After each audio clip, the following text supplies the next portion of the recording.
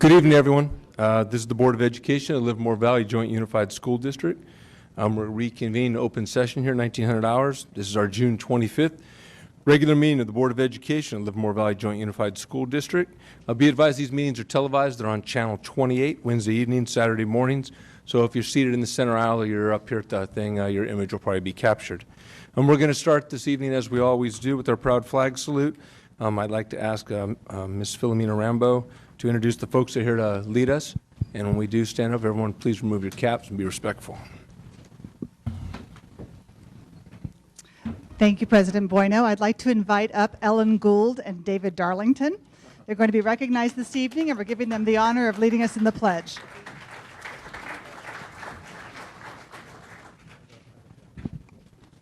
Thank you. Begin.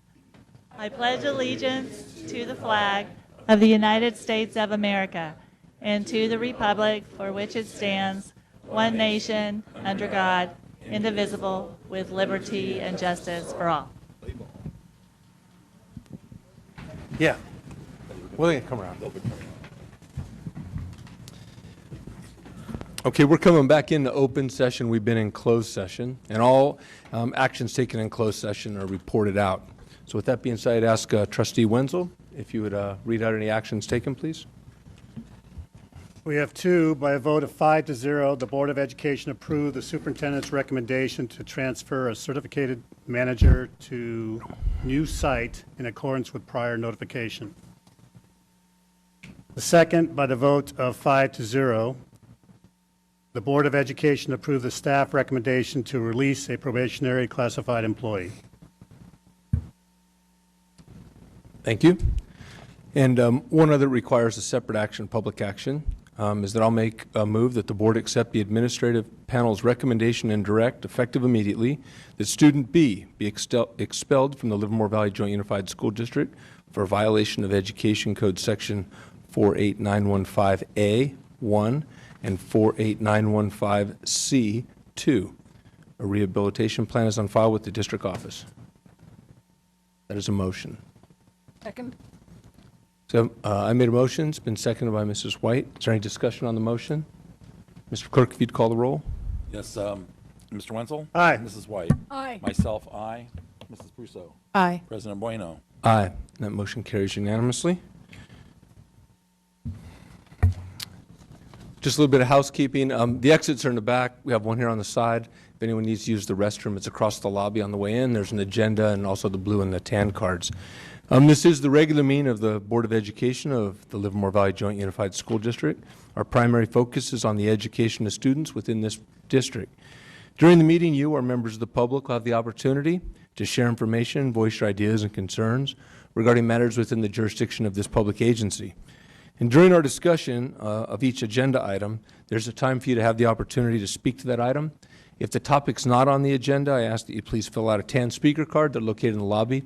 And in either case, as well as the blues, just hand them in to one of the young ladies up in the front, and they'll bring them around to us. I'll call you up in no particular order under communication from the public. If you wish to address an item that is on the agenda, please fill out a blue speaker's card, same process. When you come up, we're going to ask you to take no more than 3 minutes. Located right to the front of our Deputy Superintendent, Mr. Van Schack, there's a little clock that will come on. It says 3 minutes. We ask that you try to hold your comments to 3 minutes.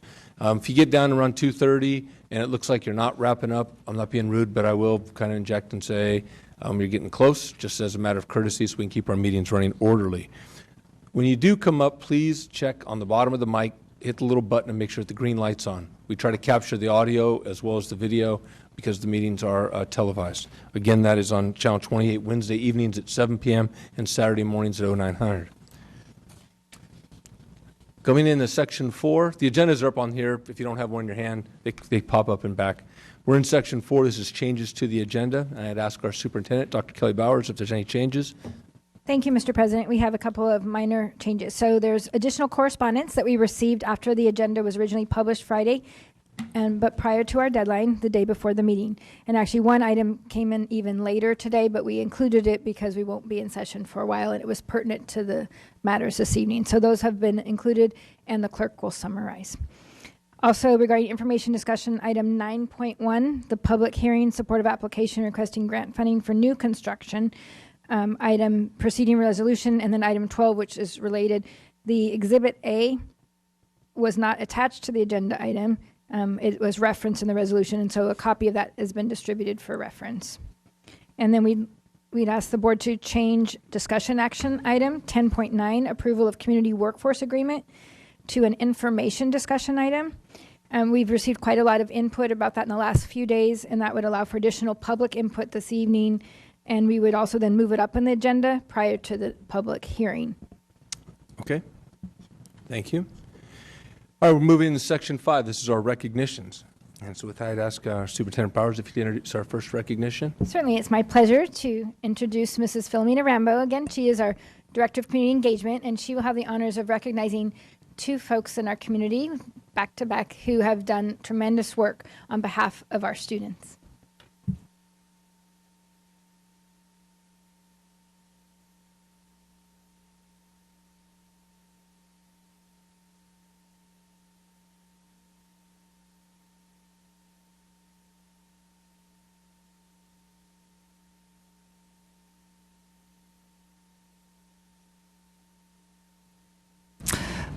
Good evening.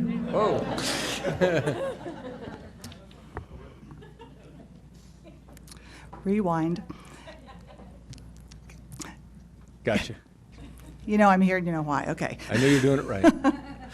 It's my pleasure to lead our recognition this evening of Ellen Gould, and I would love to invite Ellen Gould to come up and stand behind me so that you can look at her and appreciate her while I highlight some of her contributions to our students and staff and families.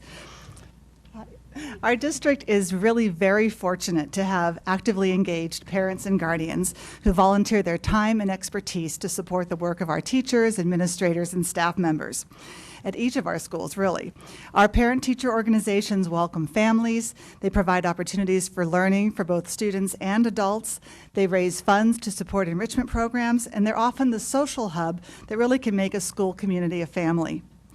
PCIC, or the Parent Club Information Council, is the parent-teacher organization mothership of our district. Since 2009, Ellen has been the leader of PCIC.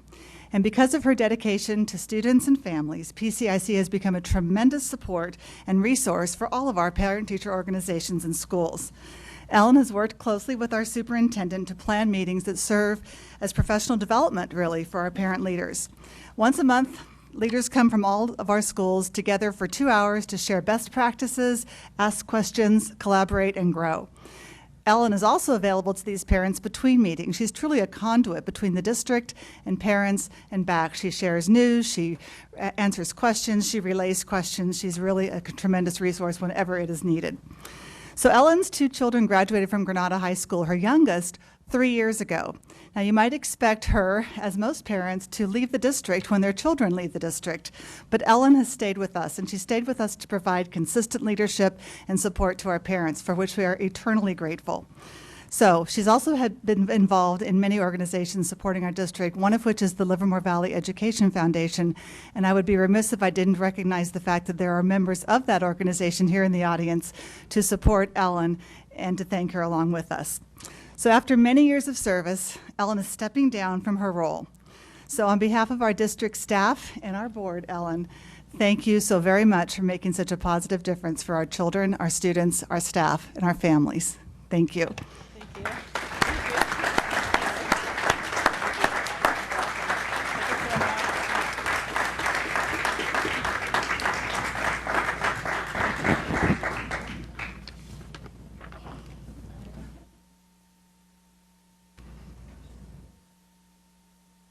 We're going. Yeah.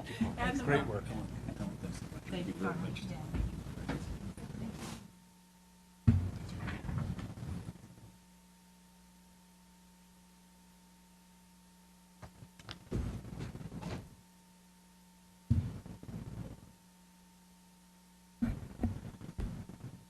Just to kind of give a flavor, some people may not know what PCIC or the Parent Club, and, you know, I was, before I got on this board, you know, I was a dad that worked every day, and my wife dealt with PTAs and PTOs and all that kind of stuff. And when I came on this board, it was one of the opportunities that we as trustees have is to come in once a month. One of us will come in and kind of be a fly on the wall and kind of give a little perspective and basically just listen. And having come out of an environment where there's a boardroom environment, Ellen runs that like a boardroom. And it really gives a lot of the organizations, every school's represented, and it gives them the ability. There's a little bit of training component, there's a little bit of engagement, but it's really positive for the kids because it's a way that, 14,000 kids and some parents are able to be engaged and some aren't. And Ellen, you've done a great job. Just as one person who's been in that room and seen how you run it and the connection and all the diversity of issues and players, you've done a really, really good job. And this community's benefited from that because be able to disseminate information, dispel rumors, and just basically conduct it in a really positive way. So you've done great work, so thank you very much.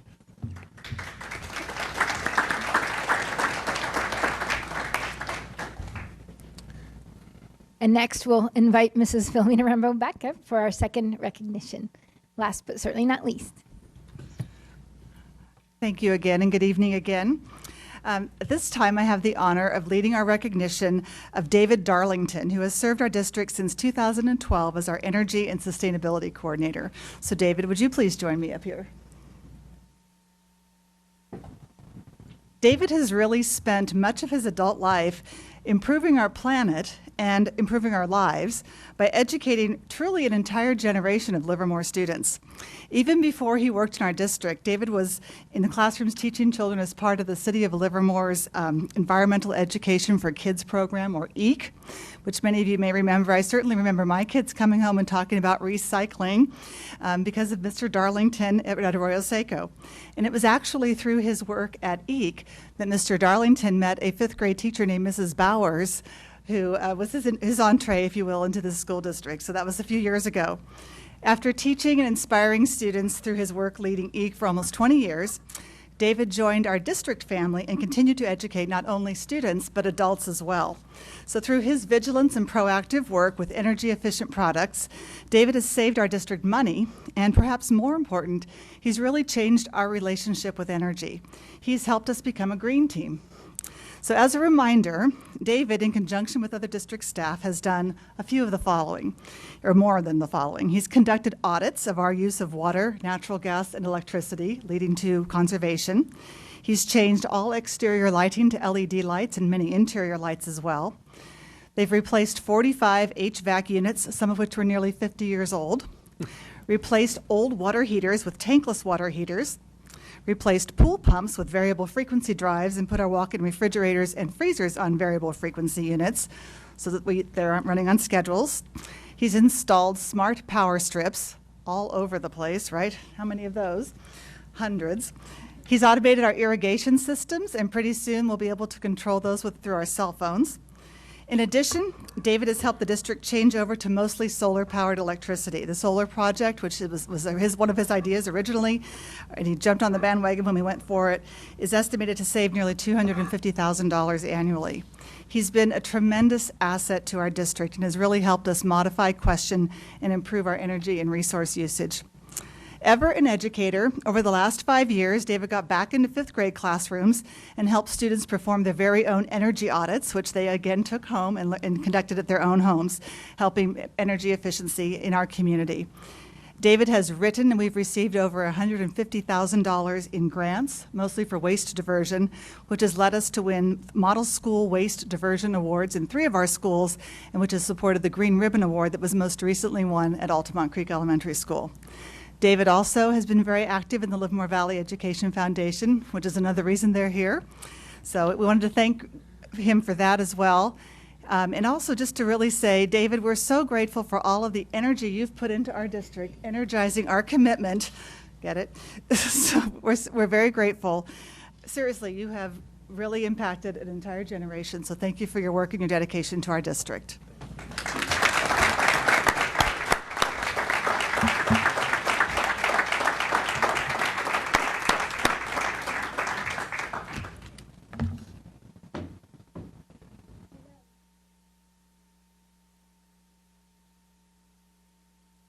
I'll keep seeing you around.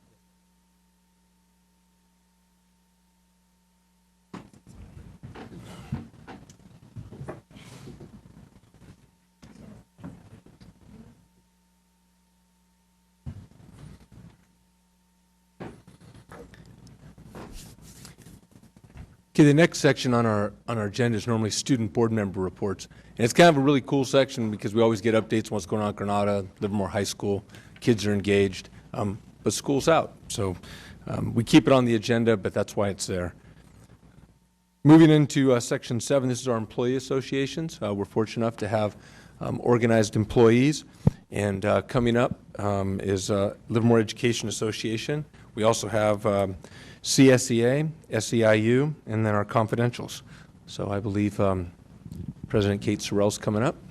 Good evening. Good evening, President Bueno, members of the school board, Superintendent Bowers, members of the cabinet, members of the audience here and at home. My name's Kate Sorrell, and I'm the president of the Livermore Education Association. So I was looking at the agenda today before I came over, and I saw the comment about how their school was out of session, and so we weren't going to have any student board reports. But union activities take place whether school is in session or not. So what I noticed today, I was watching the TV, and the California Teachers Association has put up a great deal of money to buy airtime on our commercial in order to encourage people to contact their state senators, because AB 1505 and AB 1507 have made it out of the Assembly and it has now moved on to the state Senate. And so that's a wonderful opportunity for me to remind everybody here that it's important to contact your representative in the state Senate and tell them to vote to approve these changes that will modernize and reform the laws that govern charter school operations in the state of California. I also checked into AB 39, which is in terms of full and fair funding for California schools. It has also made it out of the Assembly, but it has now stalled, and because the fact is they can't pass it unless it's funded.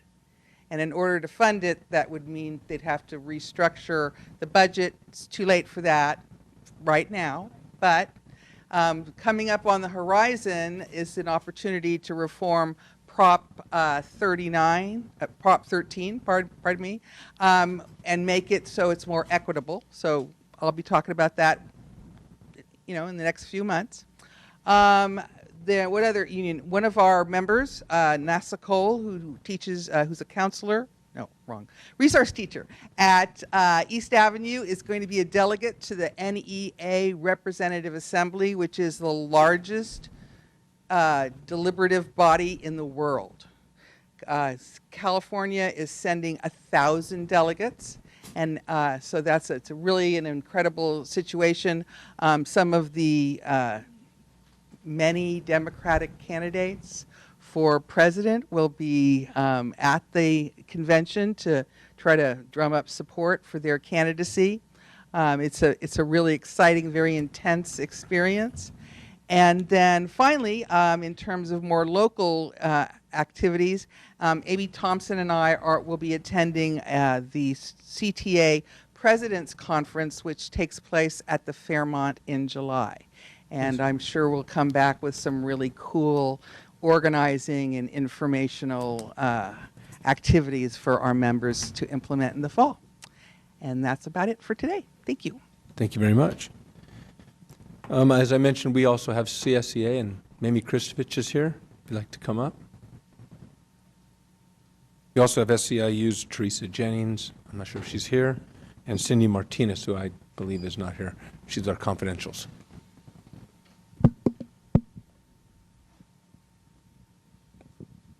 Good evening.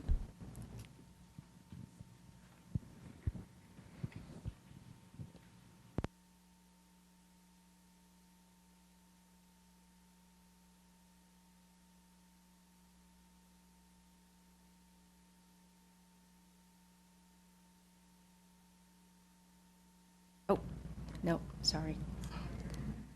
Okay, good evening, President Bueno, members of the board, Superintendent Bowers, and cabinet members. My name is Mamie Kristovich, president of CSEA. At the close of another productive school year, I find myself looking back and reflecting on all we tackled and accomplished as the Livermore chapter of CSEA and in collaboration with the district. At the start of the school year, we established 2 new job classifications, registered behavior technician and network technician. With anything new, there are glitches, and with the RBT hires, we are working with the district to resolve those issues. In November, we brought AB 1808 to Chris Van Schack and Melissa Thede and asked if the district would partner with us to bring summer assistance benefits to classified employees. Chris readily agreed, and speaking on behalf of the classified employees who may participate in this program, I am grateful. We convened the Reclassification Review Committee in January and heard requests from CSEA classified employees who felt their jobs have significantly changed in scope. We are still working through finalizing the reclassification requests. In March, we sent 4 paraeducators to CSEA's annual Paraeducator Conference, and they brought back a wealth of information that they shared with other paraeducators throughout the district. In May, we celebrated Classified School Employee Week with the theme Building Connections, Inspiring Lives, and awarded scholarships at our annual Scholarship Awards dinner. Many of you were there to celebrate with us, and I thank you. Looking ahead, when we return in the new school year, we will partner with the district to bring professional development to classified employees as the second part of AB 1808. We agreed to extend our compensation study that we negotiated with the district to December of this year. In addition to that, negotiations for our successor contract will begin in the next school year. Internally, I will be looking for opportunities to give back to our members. You have heard me say how much I enjoy awarding scholarships to the children of our members. I have some ideas that I'm excited about, so more to come later. So at the close of this school year, I'd like to thank Chris Van Schack and Melissa Thede for the collaborative relationship that we have forged, and I'd like to thank all of you for your time and attention. Have a great summer. Thank you very much. And the amount that they're going to get from the CSCA matching for classified is we qualified for all of the funding. It'll be $237,000 being matched by the state back into our CSCA employees' paychecks. So that's pretty phenomenal. So thank you for that. Very nice. We're going to move into communication from the public. Communication from the public is the time for you to comment either in writing or verbally on any item that is not on our agenda. We, the board, may listen to the comment and we can ask staff clarifying questions, but we can either discuss or take action on that discussion, and this is in accordance with the Brown Act. If you'd like to address a topic that is not on this evening's agenda, now would be the time to do so. I have a couple cards here. We ask, again, that keep your comments to 3 minutes. You'll see the clock activated here. And I'll call you up in no particular order. Just come up, state your name, and to reiterate, just so we have it and we can actually hear it clearly. I'll call up Barbara Birch, please. Good evening.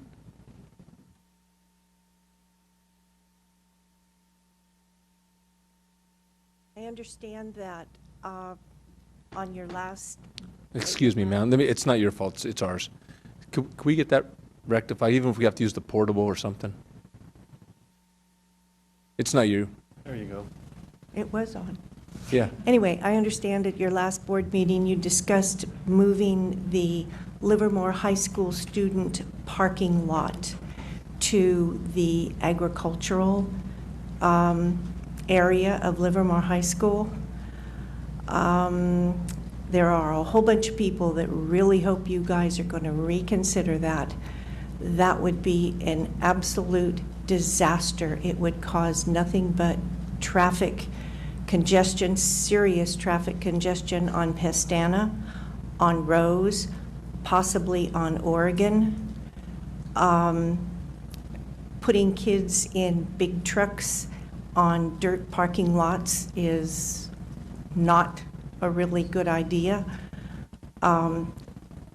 We would ask all the people that are involved in those streets, we would ask that you please reconsider doing that. Find another place for the kids to park their cars while you are doing whatever it is you're going to do, because that's not going to work. Okay. Thank you, ma'am.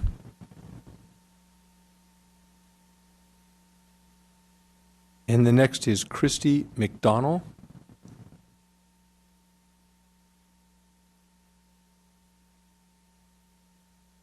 Hello, I'm Christy. I've never done this before, so I'm also talking about the parking lot. We live very close to Barbara. We have concerns about supervision of the parking lot, so being tucked in away from public view. At the moment, it's on 4th Street, so you know there's lots of cars always travelling past. There's lots of exposure, whereas if you put it in off Rose Street, there's really nothing there to supervise any of the students. We have concerns about dust as well, obviously from the dirt parking lot, and as Barbara said, people in trucks and driving through dirt parking lots, is going to be a lot of dust around. We understand there's going to be removal of trees as well, which will not only obviously decrease shade and habitat, but also destabilises the terrain, so it's a concern for us. And we're wondering, after the temporary parking lot, what happens to parking? Like if you're going to build something else on the current parking lot on 4th Street, and then you build a temporary parking lot, when you stop that being temporary, where does the parking go?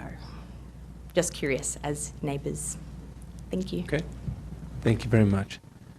And I would, maybe we could ask staff if, maybe not to address it directly, but maybe we can just reiterate some of what that plan is, or we can maybe communicate that a little bit. So essentially, and anyone can correct me, or Mrs. McNeely's here, essentially it is a temporary parking lot structure, and there are plans for it, but they're still in phases. And so Mrs. McNeely is our bond director, and she's also happy to visit and revisit with anyone. So those people who spoke tonight, and you can also, if you can send us an email or just on your card, put a name or number, she's happy to come out and talk through the plans and review it. Anything that we do is temporary, and then things would be restored, because ultimately there will be more parking increased once the construction project is done. But they always want to, inconvenience people as little as possible. So thank you. And we do have phone numbers so we can reach out to people directly. Thank you very much. And we're going to move into section 8B, is correspondence. Formal written correspondence to the Board of Education shall be acknowledged by the board, if received by the board, or in the superintendent's office by 4 p.m. the day before the meeting. Formal written correspondence received after the cutoff time will be acknowledged at the following meeting.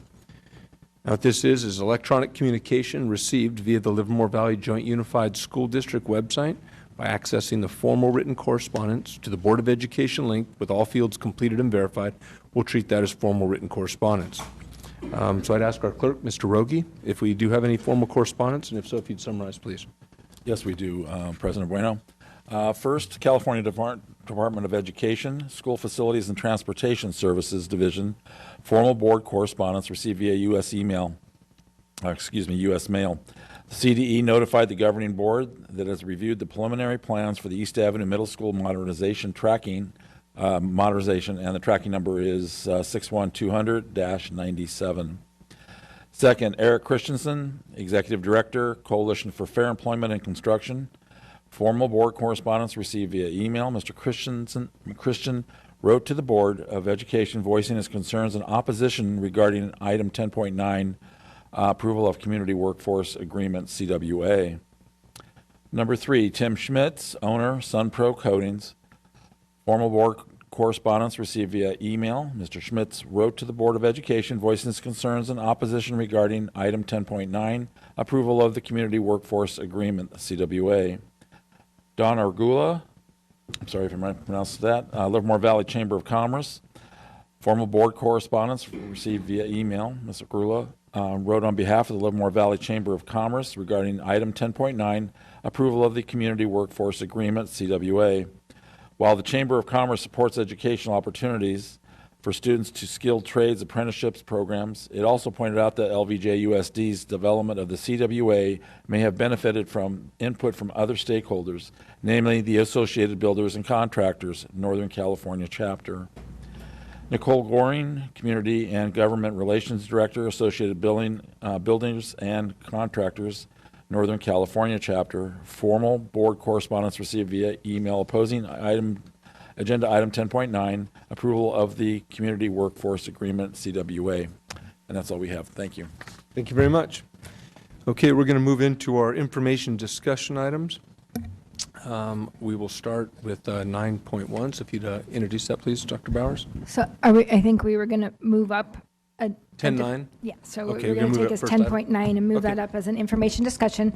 This was originally 10.9. It'll now come before 9.1. And this is approval of community workforce agreement originally scheduled. Now it'll be an information discussion item. So we would not be asking for the board to take a vote or action this evening. We could take direction from the board, however. So Mr. Chris Van Schack, our deputy superintendent, will do the honors of presenting background information. Thank you, Dr. Bowers. And first of all, on behalf of all the folks who are here to speak to the issue tonight, thank you for moving this up on the agenda so these folks can get back to their families or any other place they'd rather be besides a board meeting. And also thank you for moving this to an information item. This does provide an opportunity for additional community and board comments. And so what I will do this evening is provide a little bit of background and a current status, and then again we'll give an opportunity for the community here and the board members to speak to this topic.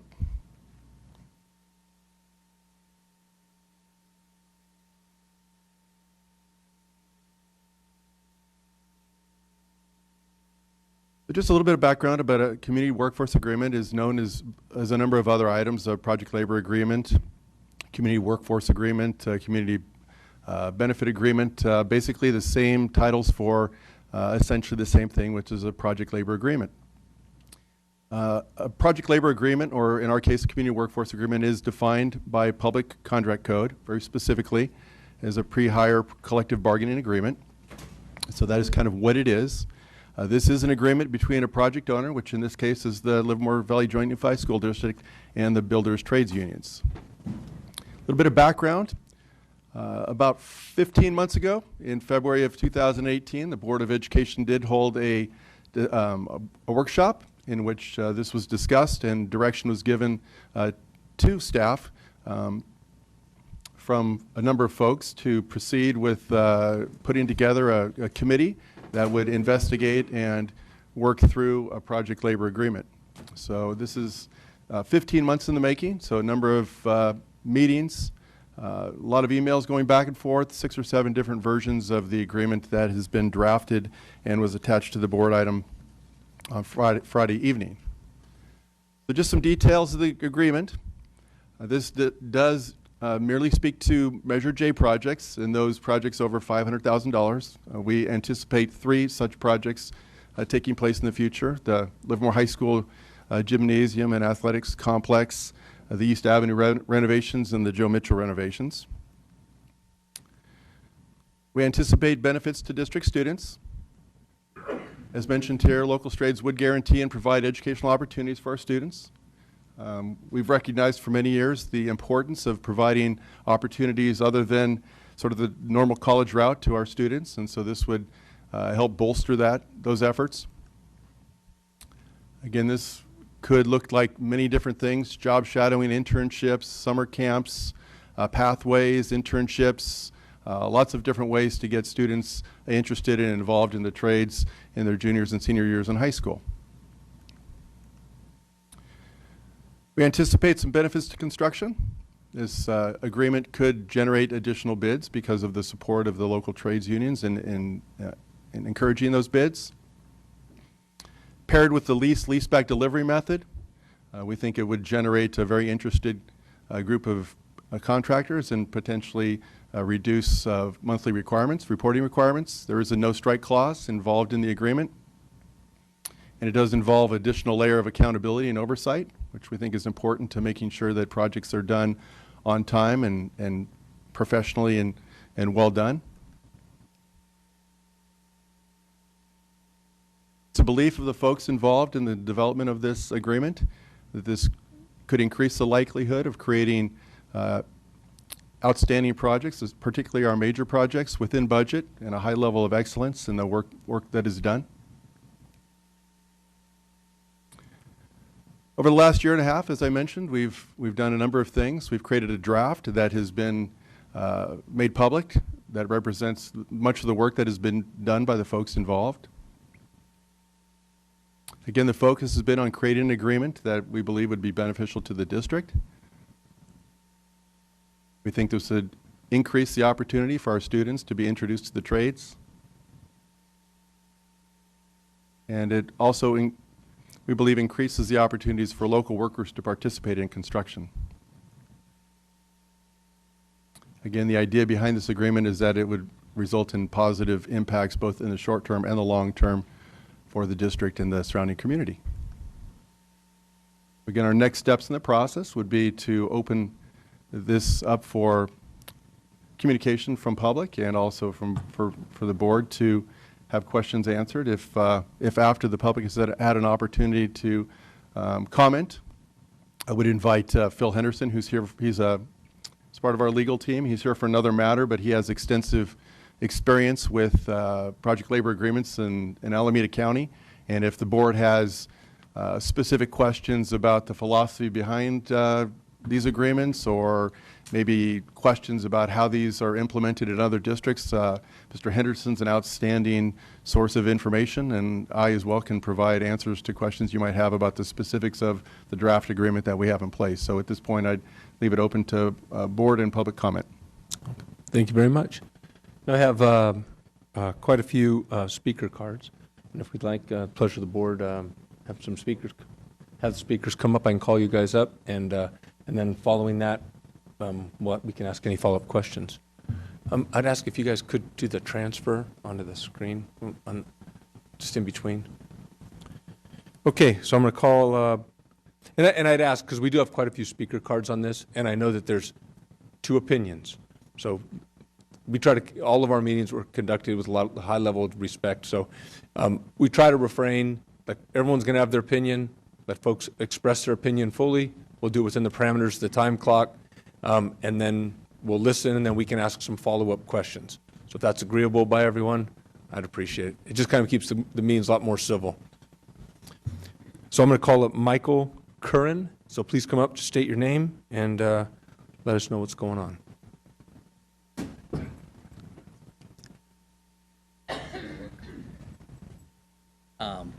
It works, huh?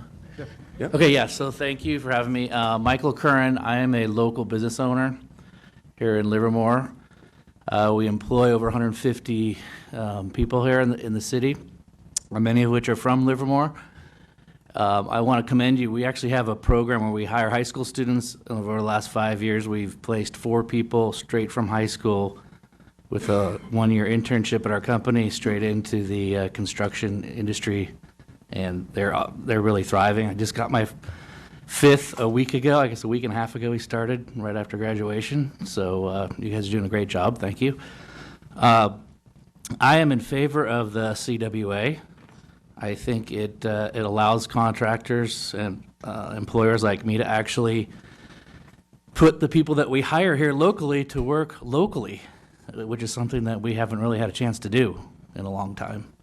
So I think it'll benefit the community, keep our tax dollars here, and also provide the great citizens of Livermore and the high school graduates an opportunity to go straight to work in their local community and contribute back. Thank you. Thank you, sir. Next up is David Nelson, and then following David Nelson, just so you know, in case you're in the middle row or something, Jason Lindsay.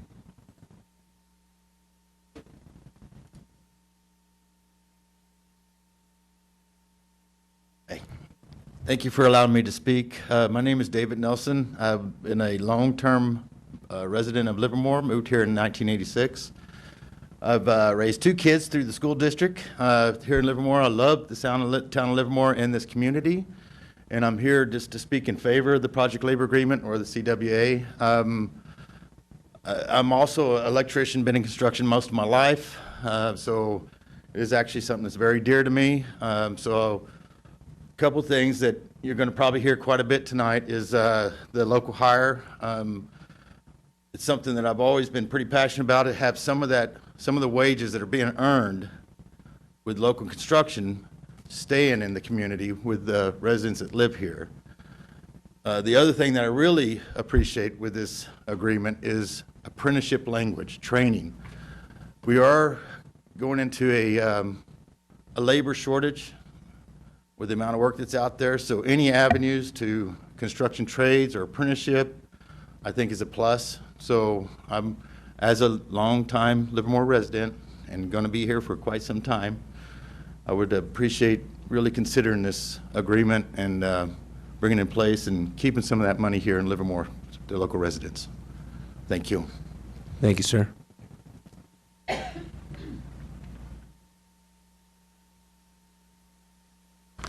Good evening. My name is Jason Lindsay. I'm a business agent for Ironworkers Local 378, and I am in favor of the CWA or PLA. For many of the reasons that were already mentioned, there is local hire, there's no strike clause. I believe it levels the playing field for the contractors, right? All of our information in the unions is public information. Our total package, what we have to, are the prices that we have to charge.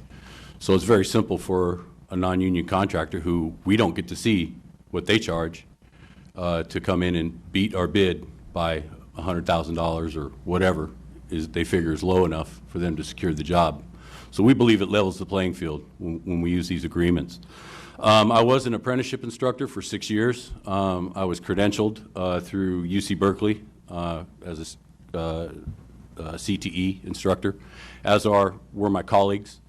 And that's the level of training, the level of professionalism that you get when your youngsters go through an apprenticeship program. We spend millions of dollars to train apprentices every year, all of our crafts. I'm glad that you mentioned Granada High School and Livermore High School. We had a non-union contractor on those jobs that signed a one-time agreement with us. I'm not going to say their name because we're currently investigating them, but I'll leave you with my card and you can contact me. We could talk about it later. They signed a one-time agreement, which they have done before in other school districts. So they're familiar with how everything works. They agreed to contribute to the benefit packages and everything, which they have not done yet. This was months ago on your stadium there over at Granada, the bleachers and all that. They also did not provide pay stubs, which is pretty basic and simple, no matter what kind of a company you run, for the period of time that these apprentices worked for them, which hampered their ability to get credit in their apprenticeship for their next pay raise, which they get every 6 months, provided they do their part, which is work 700 hours, right, in the field, and pass their 2 classes that they have during that semester. They automatically get a raise. They don't have to beg for it. They don't have to bargain for it. They earn it. They get it, period, end of story. And this company really hampered these 2 fellows' ability to achieve that. So, you know, that's just something that I didn't expect, especially since they know how it works with their previous experience. Am I running out of time? Yeah, Can I leave you with this? We're associations, both ABC and the unions. Our members pay dues and their members pay dues. The difference is that the main opposition to the PLA represents and protects employers and contractors. Our association represents and protects the working class citizens of this school district as well as others. So please consider using the CWA. Thank you. Thank you for wrapping up. Thank you, sir.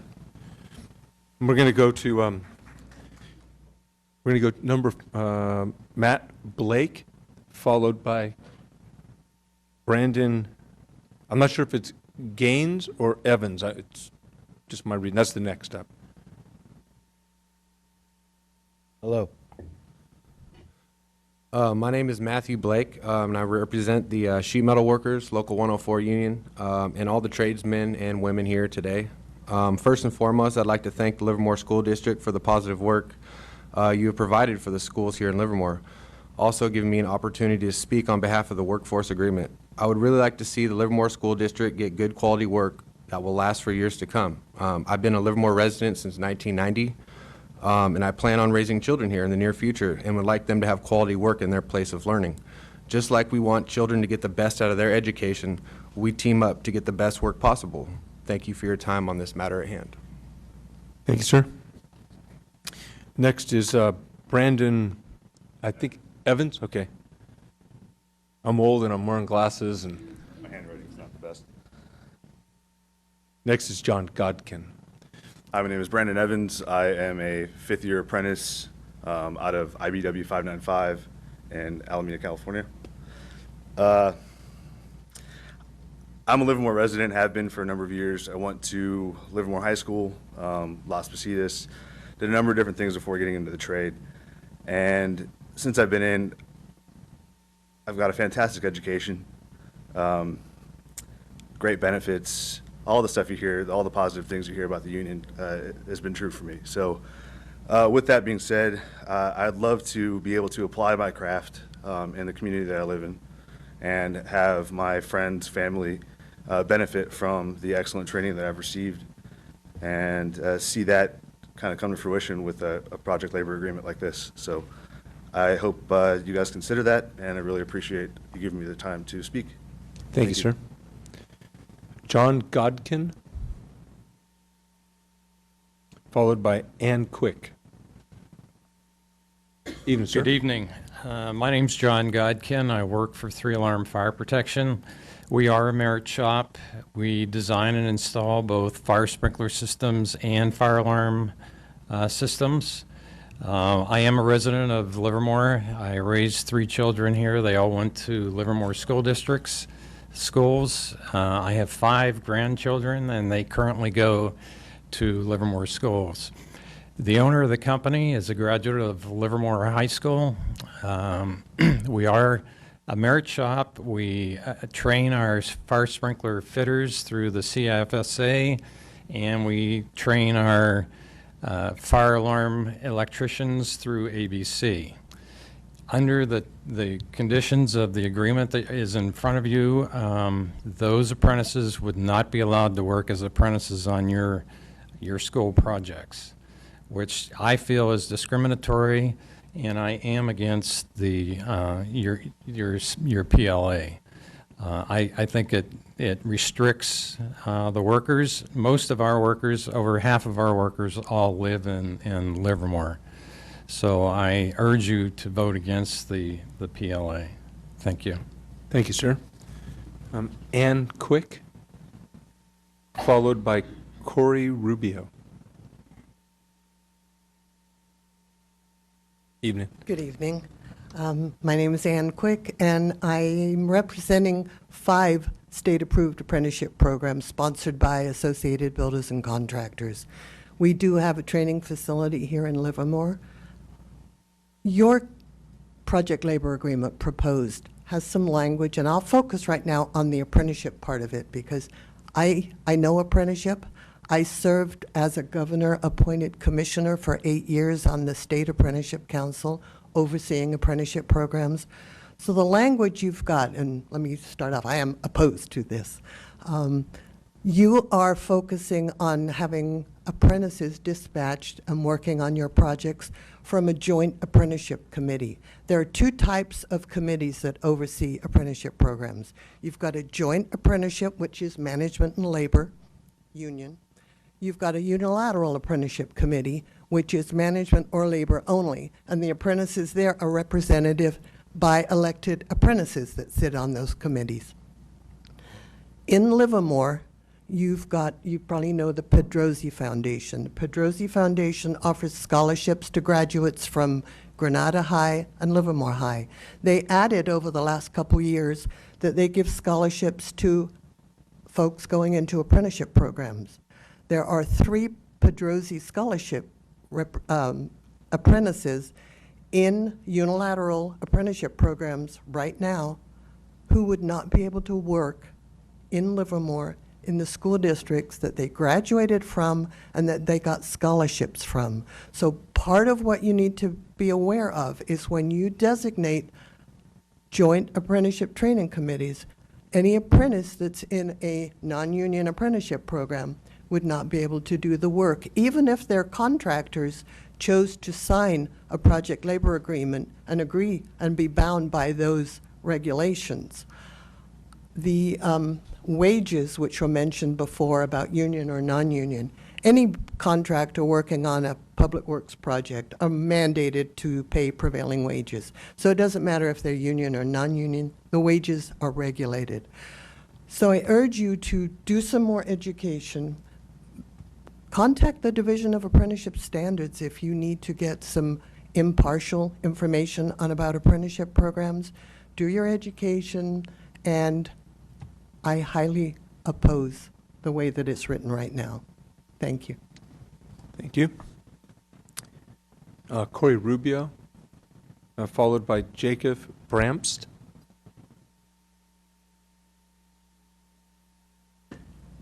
Hi, how are Evening. you? Good, my name is Corey Rubio. I'm here representing Local 104 Sheet Metal Workers. I'm a second-year apprentice. Just a little closer. Closer? Just get a little closer, that's okay. So I'm a second-year apprentice, and I love this opportunity of juniors and seniors in high school having an opportunity to kind of shadow or kind of follow up and possibly getting a transition into the trades. I know I'm 32, and if I had that opportunity, 12, 13 years ago, my future could be very different. I have a great opportunity now, and I have a great future ahead of me. But the skills and the knowledge that I'm learning in this apprenticeship is more than just the trades and about sheet metal. I'm learning about life. I'm learning how to be a productive member of society.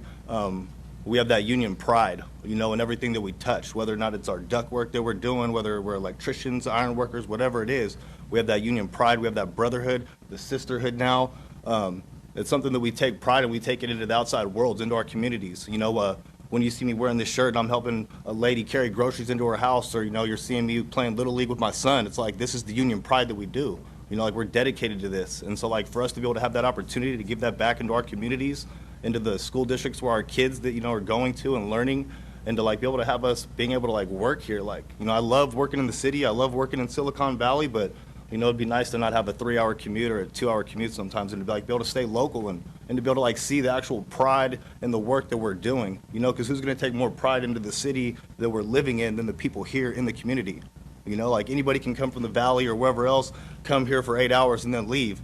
But we live here, we're seeing this every day. Our kids are going to go in here and see these facilities.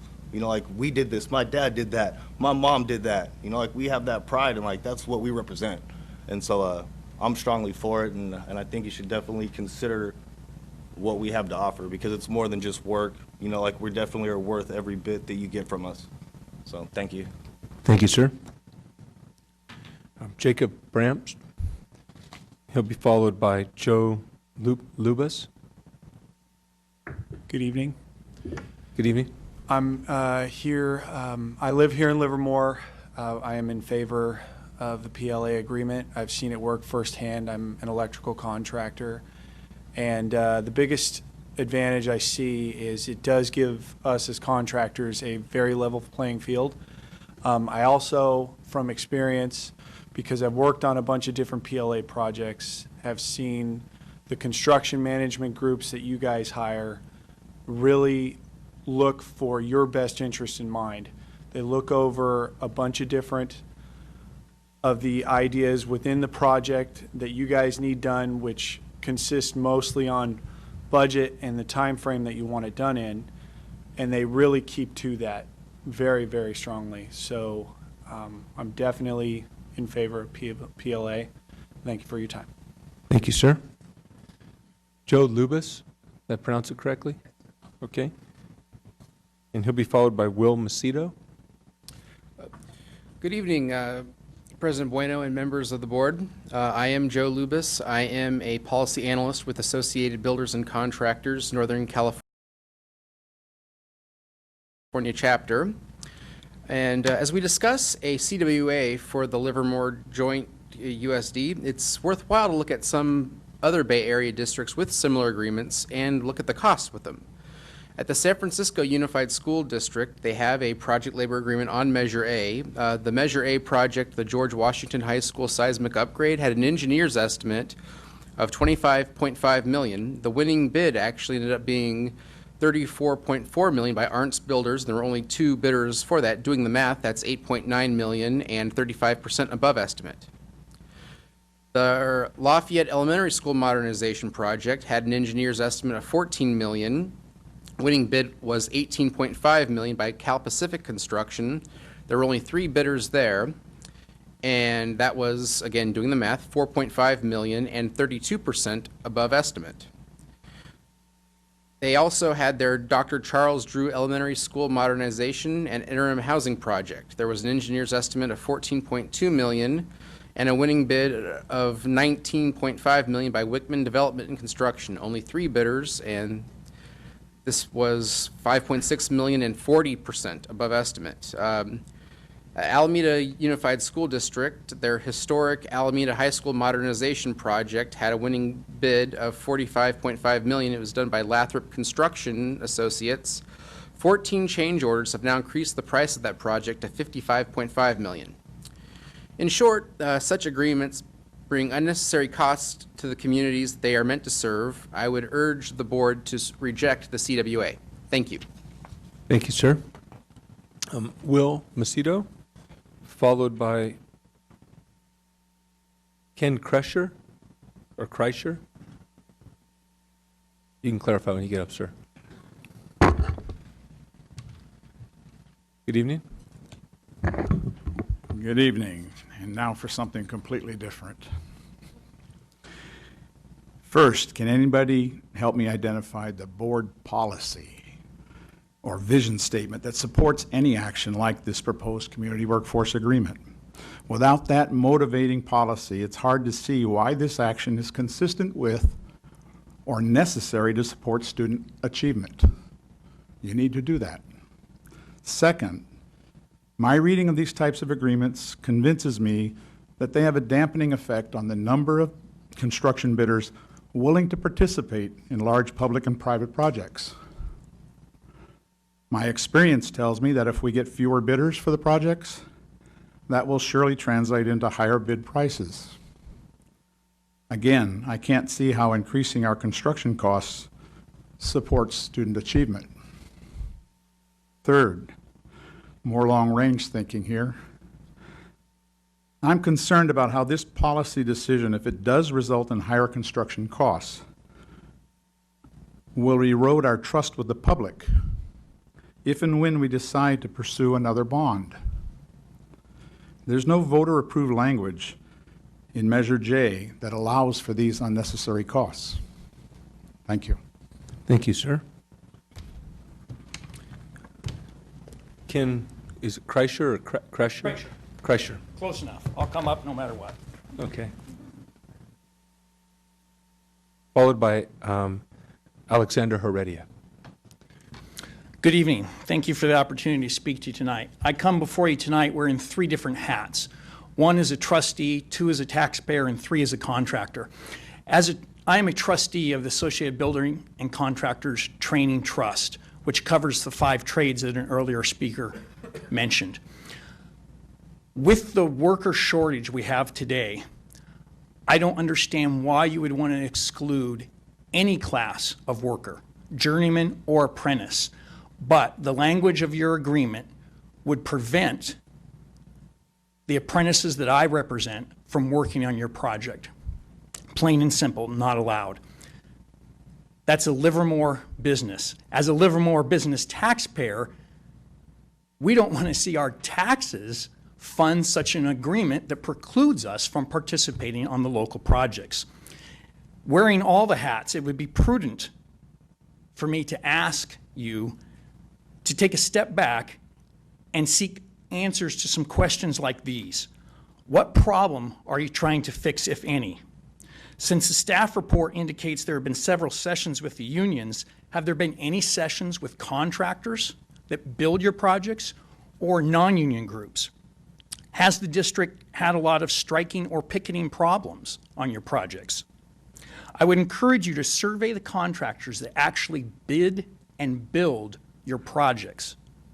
Don't listen to the groups that don't bid the actual project. Those contractors set the price, and that's what's going to tell you whether this is good for your projects or not. As a union contractor, I want to explain to you that most union contractors are not signatory to every single trade. Most, in fact, are only signatory to 1 or 2 or 3. That's a business decision made by those contractors.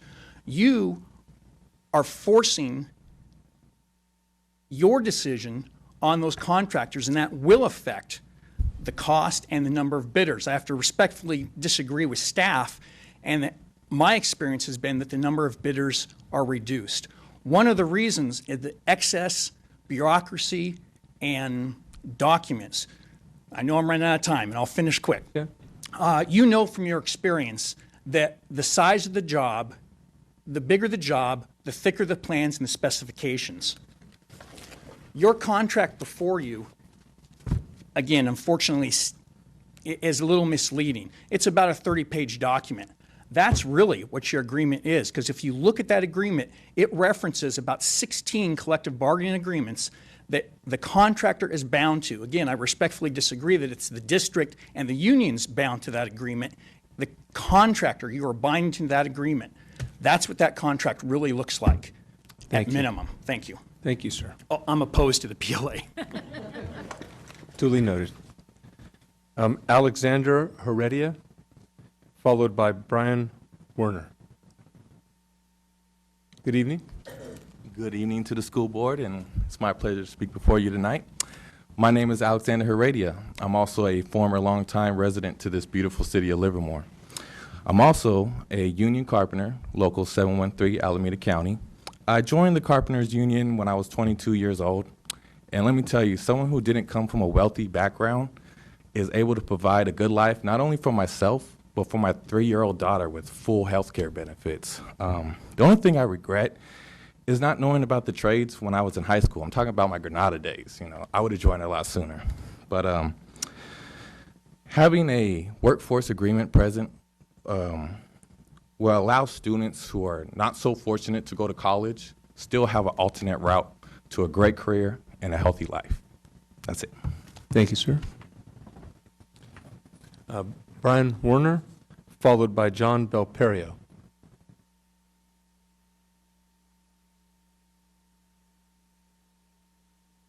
All right.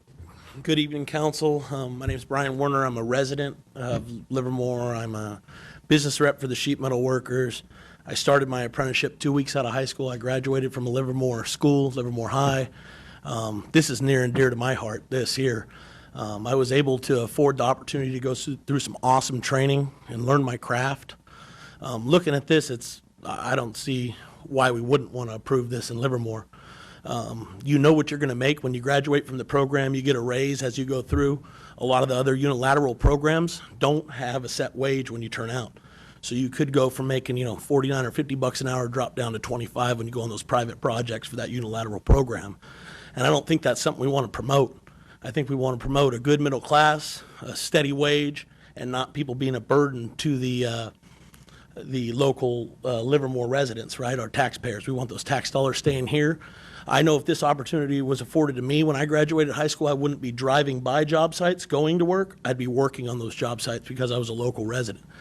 And with the local resident requirement at 30%, that's great. We give opportunities for people to get into the trades, and that just drives more opportunity for us to bring more apprentices in and train people and train the future for middle-class jobs. I strongly urge you to approve this this community workforce agreement. Thank you.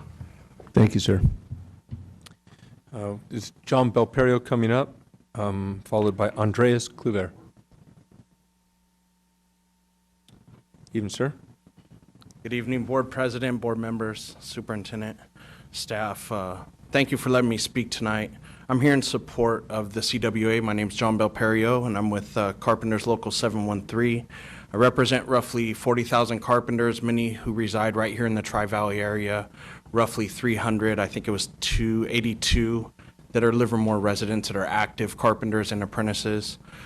You know, a CWA, you're going to have the union side saying it's the greatest thing, and then you have some contractors that come and say, oh no, it's not great for us. But let's keep it in perspective. It's a community workforce agreement, which means the folks working on the projects, and that's who we are. That's who the folks are out here supporting this tonight. Is there tradespeople that want to work in their own town? They're tradespeople who want to have a living wage with benefits. And that's why they're asking you to support this CWA. And I'm sure there's studies of projects that don't have PLAs that have cost overruns. And I'm sure that there's projects, and I know for a fact there's plenty of projects that have PLAs that come on time under budget all the time. But you know, the negativity is usually the loudest noise in the room. So we're going to hear about the ones that did go over. It's going to happen. It's normal. It's just business, right?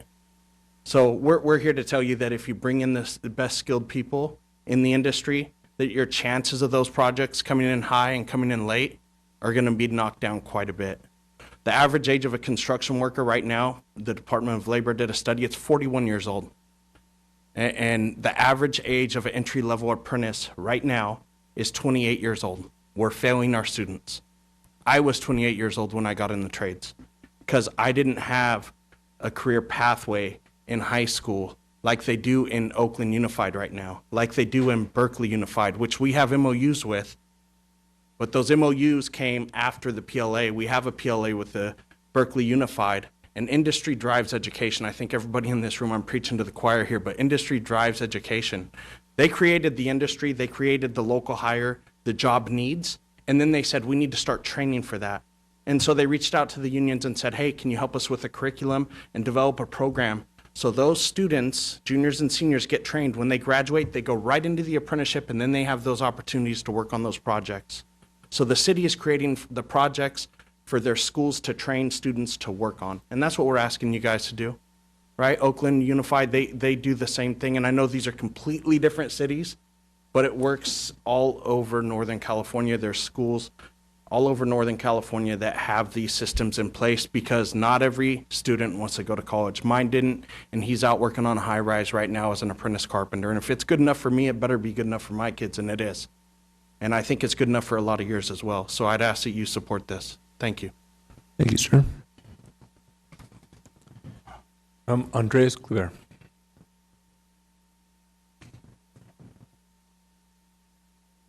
Good evening. My name is Andreas Kluwer, Secretary Treasurer with the Alameda County Building and Construction Trades Council. First of all, I want to thank the board, Superintendent Bowers and Deputy Van Shank around considering and engaging in a process of the Community Workforce Agreement. Obviously, we are strong supporters of the agreement, and I think the agreement is, this is not a traditional collective bargaining agreement that you have with your own employees. A Community Workforce Agreement is really a relationship. It's a relationship between the district and the trades programs around building a pipeline for your students and for residents of Livermore to get into the union trades programs. We have currently project labor agreements with Berkeley Unified School District, Oakland Unified School District, Alameda, San Leandro, Hayward, and Fremont. And every single time that, these agreements, there's a time limit on it, so it's 3 years or however long, or it's tied to a bond measure or whatever it is, these PLAs or community workforce agreements always come up for renewal. And in every single case, those school districts have re-upped on the community workforce agreement or the PLAs, and sometimes it's totally different boards, different members that introduced it. And if they were so negative, if you had massive cost overruns, if you had problems, if you had all these, those board members are under the same fiduciary responsibilities that you are, but they understand and appreciate the value of the agreement. And like I say, in terms of a relationship, we work diligently where we have these agreements in place, where we know that apprentices are going to get into good union careers and union apprenticeship programs. We work very hard to work those districts to establish career technical education programs, create the pipeline, look at outreach for those students. For example, in San Leandro, we're running a summer program with that school district, with their students. In Oakland, we're working with that school district to establish career technical education programs in Skyline High School in Fremont and McClymonds. We're also working with a summer program. With Berkeley, there's a program between one of our affiliates, the Carpenters, and that school district in terms of creating that pipeline. So it really is a real benefit to the district and for the students and the residents. I just want to tackle a couple issues that came up. I think there's a lot of misinformation. Just be conscious of our time.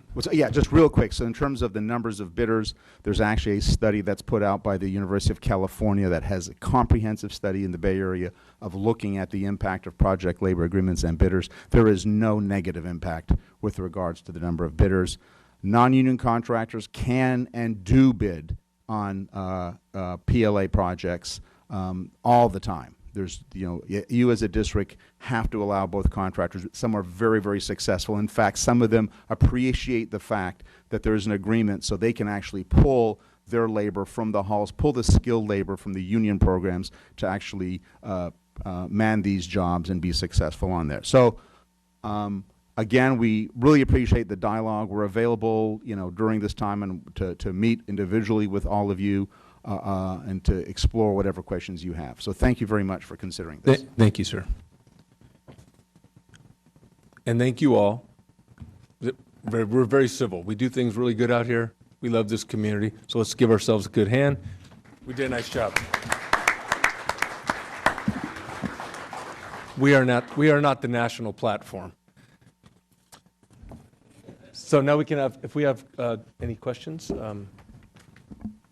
from board members? We'll start with Mr. Rogie. I appreciate you all coming down and talking to us about it.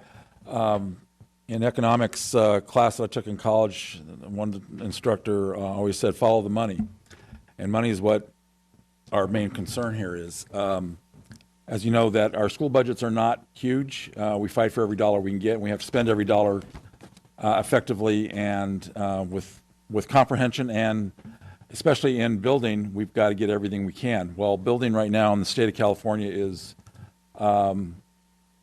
there's a massive amount of building. There's labor shortage. We all know that.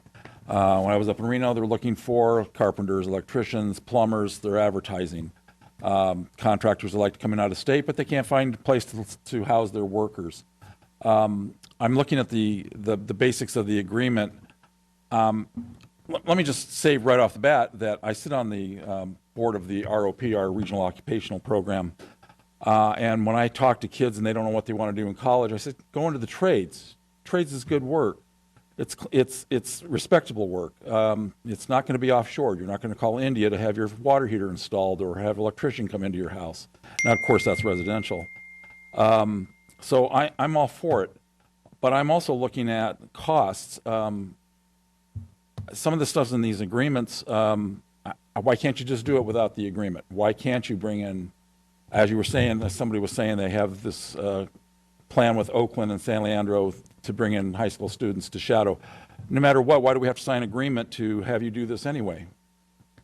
We already take care of the state's already taken care of the money aspect by the prevailing wages aspect of it. The questions I have when you become a union worker or you become a non-union worker but you're working on a union job, when you pay into your when you're paying into your medical or your pension and all that and you're not vested with it, do they get that money back or does it stay with the union? That's the question I have on that. The benefit to the students, I see in here the trades would guarantee to provide educational opportunities, but it doesn't say the number of people that you would place or shadow or whatever. I understand it's a guarantee, but how many kids are going to be in this? How many students are going to be part of it? I would also say that with the other side. And again, it is important for kids that aren't going to go to college to learn a trade. Like I said, it's great work. I also have to ask, and our staff, that what holds back anybody from bidding on our jobs, whether it's a contractor that's union or non-contract, or a contractor that doesn't pull union or whatever. Why do some jobs get 3 or 4 bids and some get 15? What's the difference? And I'd like to find out the answer to that one. Also, in signing on a this PLA or the CWA, to have our students shadow and be apprentices, but it cost us more on the contract, how much is that going to cost us per student? If we only have 1 or 2 students, is the excess funding worthwhile, the excess that we're going to pay? Is it $28,000 per student? Then I don't think that's a good value for our taxpayers and our base in Livermore. They want the most effective cost for the money. And yes, I'm very concerned about the quality of work because it has to stand. But that's what our project managers are for, and that's where I think we would like to leave that. So there's my comments. Thank you. Thank you, Mr. Rogie. We'll move to Mrs. Prusso. I think I have a few questions, and then I have a few comments. It says in here that this will benefit students, and I'm curious what kind of, it looks like you kind of said in your presentation, what kind of program or curriculum does this provide that doesn't already exist? I think if you put the... I think it provides a ramping up of the programs that we believe will be successful. So it's not necessarily, it will be some additional programs, the summer camps, the job shadows. We do some of that, but I think this just formalizes it and makes it a little bit more robust. Okay, and then we have obviously not done construction with a PLA before. Is this our first That's PLA? correct.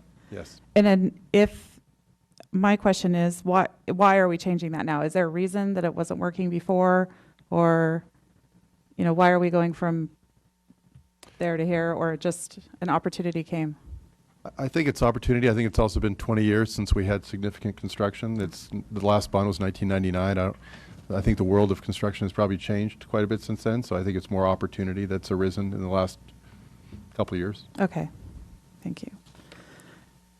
Okay, so I have a couple of comments. I am sort of new to this Community Workforce Agreement, or PLA. This is kind of new to me. I wasn't present at the February 22nd meeting in 2018. It was before I was elected. So I haven't learned much about this until this last week. But since the posting of this on Friday, I have had many people reach out to me with concerns, and I just kind of wanted to go over those concerns. I think generalized, as I've generalized them. One concern that continues to come up is a concern for eliminating competition, which means less bids and costlier bids. Another concern is that despite the agreement's claim to create more opportunity for student apprentices, to me it seems like it actually limits the accessibility for apprentices who are training at merit programs such as the ABC NorCal facility, which is located in Livermore. And so I would see that as a disadvantage, especially to our local students who are there, or apprentices who are there. And that also that a concern that despite the language that it encourages local workers, that local management subcontractors and contractors, it keeps them from bidding and working on projects by requiring their workers to pay into union benefits that they won't reap because they won't have the time vested. And then just a concern personally that if wondering whether this is the best option for our students and for our community. And considering the feedback that I have received from Major J. Bond Oversight Committee members, local contractors and subcontractors, the apprenticeship programs and groups that support fair employment in construction, I'm happy that we moved this from an action item to a discussion item so that we can take more time to learn more about this process before making a decision. And also, I wanted to sort of wondered if we as a board, or at least for me, would like to visit the ABC NorCal apprenticeship facility and the union, go and visit with the unions and look at see what they're doing for their apprentices. I was able to attend the apprenticeship fair at Livermore High School this year, and I was very encouraged. There were people there from the unions, there were people there from merit shops, ABC NorCal was there. I went to every single booth, talked to every single person, and I was just encouraged to see how much everyone is wanting and recruiting our students, and I would like to see that to continue. I don't think that it needs to be one or the other. I think we should all be able to have that opportunity to work and to recruit apprentices. And then also, I have most of the emails that I received, actually all of the emails that I received are from residents of Livermore or businesses in Livermore and who were concerned about this agreement. And I just, as Will said, I'm worried about if we rush through this without more study and understanding that we can risk the chance of losing community support on future bonds just because of the cost, the additional costs that could be associated with the CWA. And then also one last comment here is that we received a letter from Dawn Argula, and I believe she is the president of the Livermore Valley Chamber of Commerce. And I thought that she put it really nicely. She said that qualified workers that meet industry standards should be eligible to compete for work. Projects funded with taxpayer dollars should offer equal opportunities to the community workforce regardless of affiliation. Professional standards, including fair employment practices, should be the rule without exception, and open and fair competition to all who qualify. I just don't see limiting our bidding field to one or the other. I think we should open it and as it has been to all, to union or merit, and then see what bids we can get from that, and hopefully we can get more bids. Like I said, I'm new to this, so I maybe don't know all of the things, but in my mind, the more people that we can have bidding, to me, the best price that we can get, the more opportunity we can give to apprentices, whether they're union or whether they're merit. So that's just some of my thoughts. I do appreciate that we have moved this to a discussion item rather than action, and so that we can hopefully learn more about this as a board before we make a decision. So thank you, and thank you all to all of you for coming and educating us more on this process. I really appreciate it, and I feel like I've learned a lot from this evening. Trustee Wenzel, Trustee Prusso, excuse me, before we go on, I just had one question because I'm taking notes of your questions. So did you have a formal discussion with the CBOC, or is this, you said that CBOC, that's our Citizens Bond Oversight Committee? No. Touched base with you on that. So I just wanted to find out what that I just spoke with a few members. It wasn't a formal. Okay, I just was wondering on that because I think it was on an agenda at one time. So thank you for clarifying. Yeah. Thank you, Ms. Prusso. Move to Mrs. White. It seems, since this has been announced to be on the agenda, I too have gotten emails and communication. And I opened the emails, and I opened the hot links, and I opened more hot links, and I learned more than I thought I ever was going to need to know on this topic. But it seems to me that the whole premise of the PLA, CWA, whatever we're calling it today, is contrary to what educators stand for. We stand for inclusion.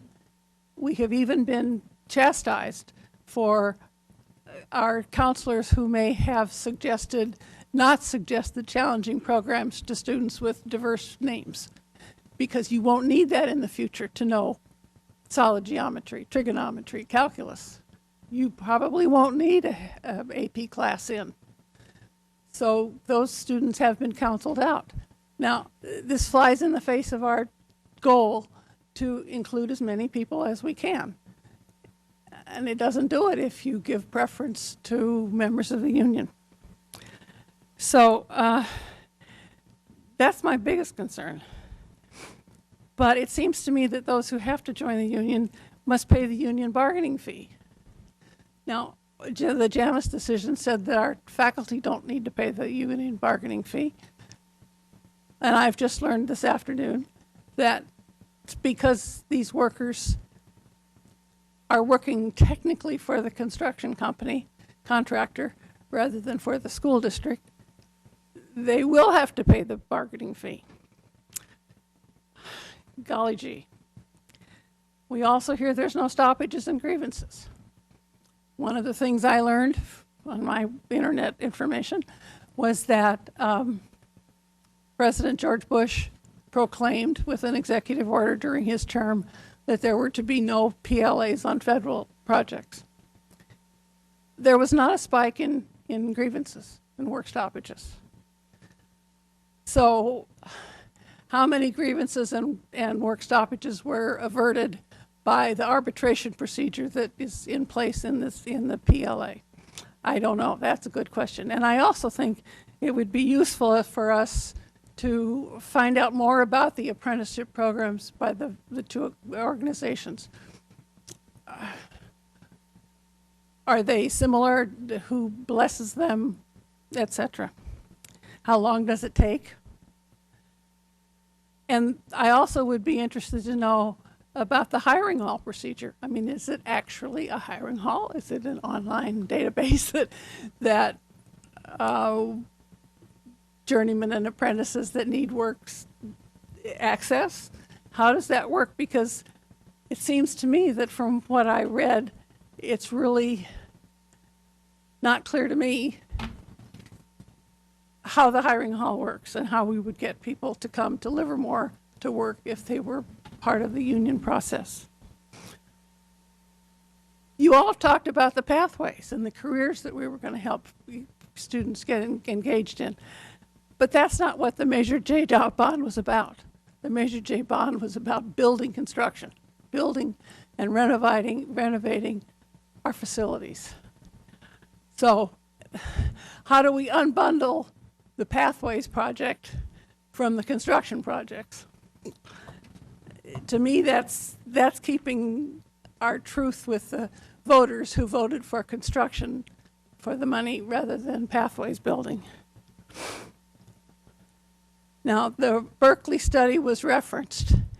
The Berkeley study showed that there was a tiny bit increase in the bidding numbers, but it was not significantly relevant. It also should be noted that the Berkeley study was funded by the Marin County Building and Trades Council, who avowed no editorial input to the study. But what really hit me was the one by the National University System for Institute for Policy Research. After you get past all that, you find out that it was also funded by the ABC, and that's fine, because they also avowed no editorial input. And what they did was use the California Department of School Architects database, which shows the costs, not the bidding levels, but the actual costs of building projects. And the researchers tried to make comparable projects. They compared a rural single-story elementary school to another rural single-story elementary school, with or without PLAs. Multi-story high schools, with or without gyms and swimming pools. There's 11 characteristics that they tried to make match, except with the only difference really being whether they had a PLA. This is similar to the process that the Stanford folks used for the Credo project for charter schools. They compared students who had chosen a charter school. They looked for a virtual twin in the school they would have attended and compared the students' achievements.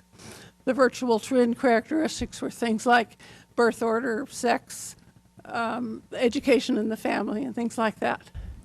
If you use the 11 characteristics from building construction, you find out with match sets, 65 match sets, that's 130 projects over the course of several years with inflation-adjusted money.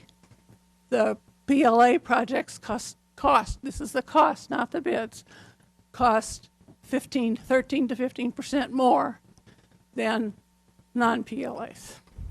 So 15% of the $100 million that we're being asked to borrow tonight is $15 million. We can build a lot of construction and renovation with $15 million. So I need to make a better case for doing this.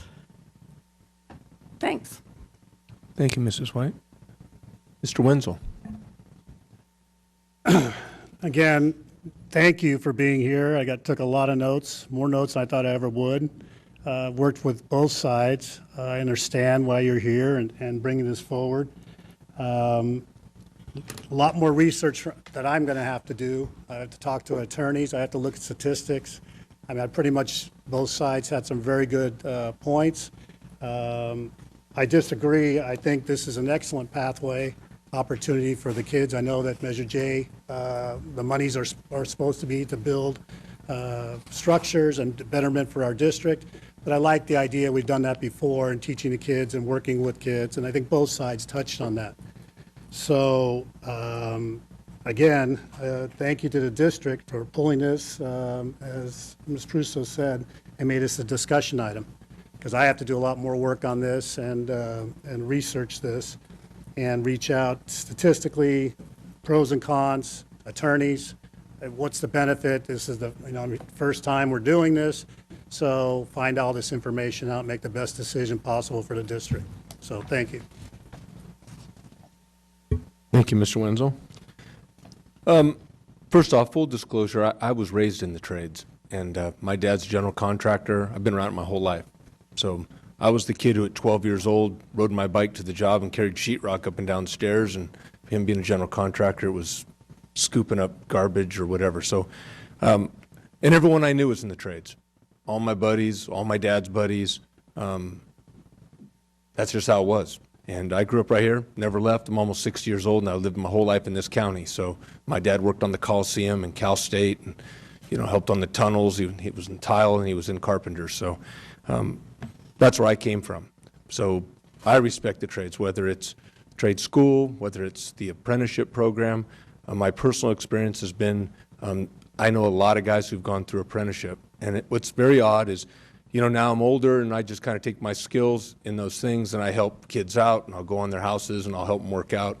And I'll go help my dad, who's almost 80 years old and has been retired for 20 years, but he's still out doing people's work. And, at my age, I'm still one of the youngest guys on the job because we lost a lot. When that crash hit, a lot of guys, mom and pop shops, which are the majority, just kind of closed up. And so a lot of kids lost that link. And a lot of guys were drawn in by their uncles. And that, it's not a sexist thing. It's just when I grew up, it was a male-dominated profession. They didn't have the sisters in there quite yet. And there was a couple tile setters that I knew. But there was a bridge for kids. Now I've been coaching. And I've been in the high school. I've coached 20 seasons in the high school. I'm my 16th coaching football.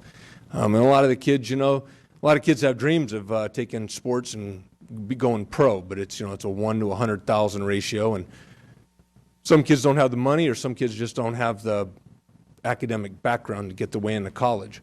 So kids will go in the military. I've helped a lot of kids go into law enforcement and the fire. That's where my background is, in fire. And you see in some kids, and some of the kids that I know, we've given them an indirect path. I know some guys in the IBEW, and they've helped out and said, hey, this is when the thing is. And I see the benefit that these kids have gotten. It's direct. They come back. And there was one of the fellows that came up and talked earlier, coming from the trades, coming from being a professional firefighter my whole life. I sensed that pride. When he was talking, I could feel it. And I'm telling you, that is real. Anyone who's watching, that is real. A lot of times it's hard to get kids engaged. I coach a certain position in football because it's a challenging thing. I just do defensive line. And there's a lot of kids, it's just kind of rough. Some kids have different backgrounds, and we always talk. But when you get a kid to engage, it's different. And it's different for everyone. And I don't see the opportunity for kids that the trades offers. And it's just something, they get engaged. I got a cousin who's got a kid who's like that right now. He struggled. They could barely get the guy to a 2.0. He gets involved in the trades, and he just loves every minute of it. He's going through schooling, every minute of it. And it's just a success story. And to me, yeah, Measure J is to construct schools for the benefit of children. And if in doing so, I'm satisfied with the whole cost thing. We pay prevailing wage, thank goodness. I'd like as many people to be able to live and work where we come from as possible. But we pay prevailing wage. There's a big difference. One has collective bargaining and the other route does not. My dad's a self-employed guy. I'm a union guy that came out. I mean, it's kind of a choice. But I understand, one of the speakers came up and said relationships. And to me, that is the difference.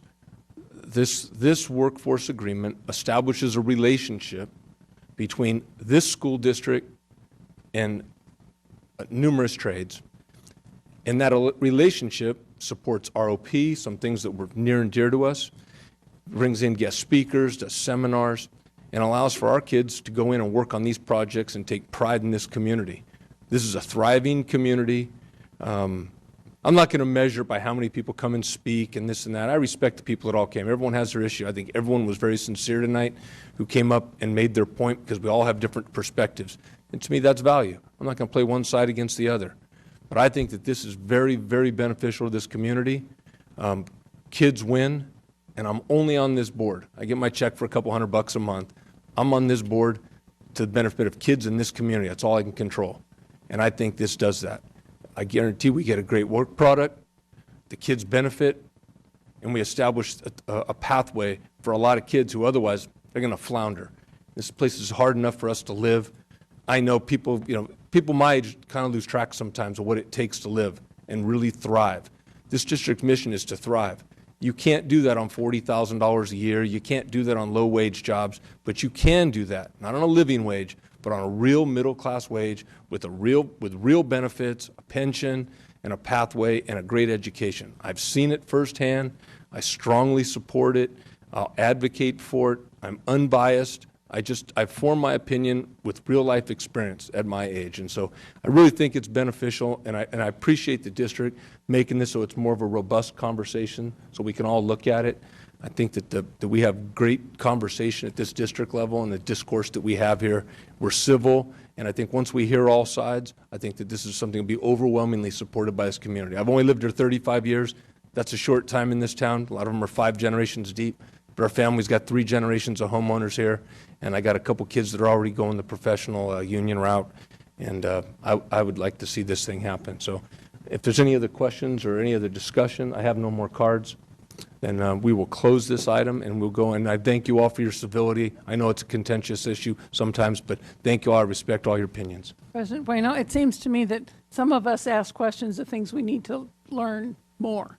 So we need somehow to ask staff to find out about apprenticeship programs. Yeah, and I'm sure that I'm sorry, I didn't clear. I guess I assumed. Yeah, so we've been taking copious notes of the questions, very specific things. How do you get people out of the hall, and all these things. So I took as many questions as I could. I'm sure there are others as well. And then what we'll do, our normal format is to send them to you through a Friday memo packet. Okay. And if it begs also a workshop session, then we can sit and bring in our attorney. Our attorney's also here. Bill Henderson is here. He can answer questions as well. I wasn't sure if you wanted us to answer right now. Some of them we don't have off the top of our head. What I would entertain, I know that this summer break, but I know that you're a copious note taker. I know that you guys maybe you guys can collect it rather than just kind of run on the fly. I think we could be much more thorough, unless there was something that you feel a need to answer now. But if not, I would prefer that you actually collect it and maybe we entertain like a workshop type thing. And I wouldn't want to limit it to just the questions that came off the top of our heads tonight, because I think there could be others. And so, and even though at summer break we're year-round here, so that doesn't. So I think it's more important that everyone has full information, and I don't want to at all diminish the incredible work that has happened for a long time, because there was a lot of effort put into it. But it's an important step in either direction, and so it is important that we get that everyone feels very comfortable before they cast any kind of vote. Well, and would you send us the list of the questions that you're going to address so that it? Well, I think what I'd be requesting is just that you collect the thoughts and the questions, the spirit of it, and then sometimes you usually address these through like a Friday memo, and then we agendize maybe a work session or something like that. Would that suffice? Where we have a work session? I would prefer a work session, like a workshop. Yeah, I'm just suggesting that we hear what the questions are so that we will be reminded, and if something else has come to mind, that we will be able to add that before, as something to work on. So what I was going to start with is the questions I've heard tonight and say, these are the questions I've received, and you can add to them. It's not going to be a finite list. So let's just kind of just so we can give some clear direction.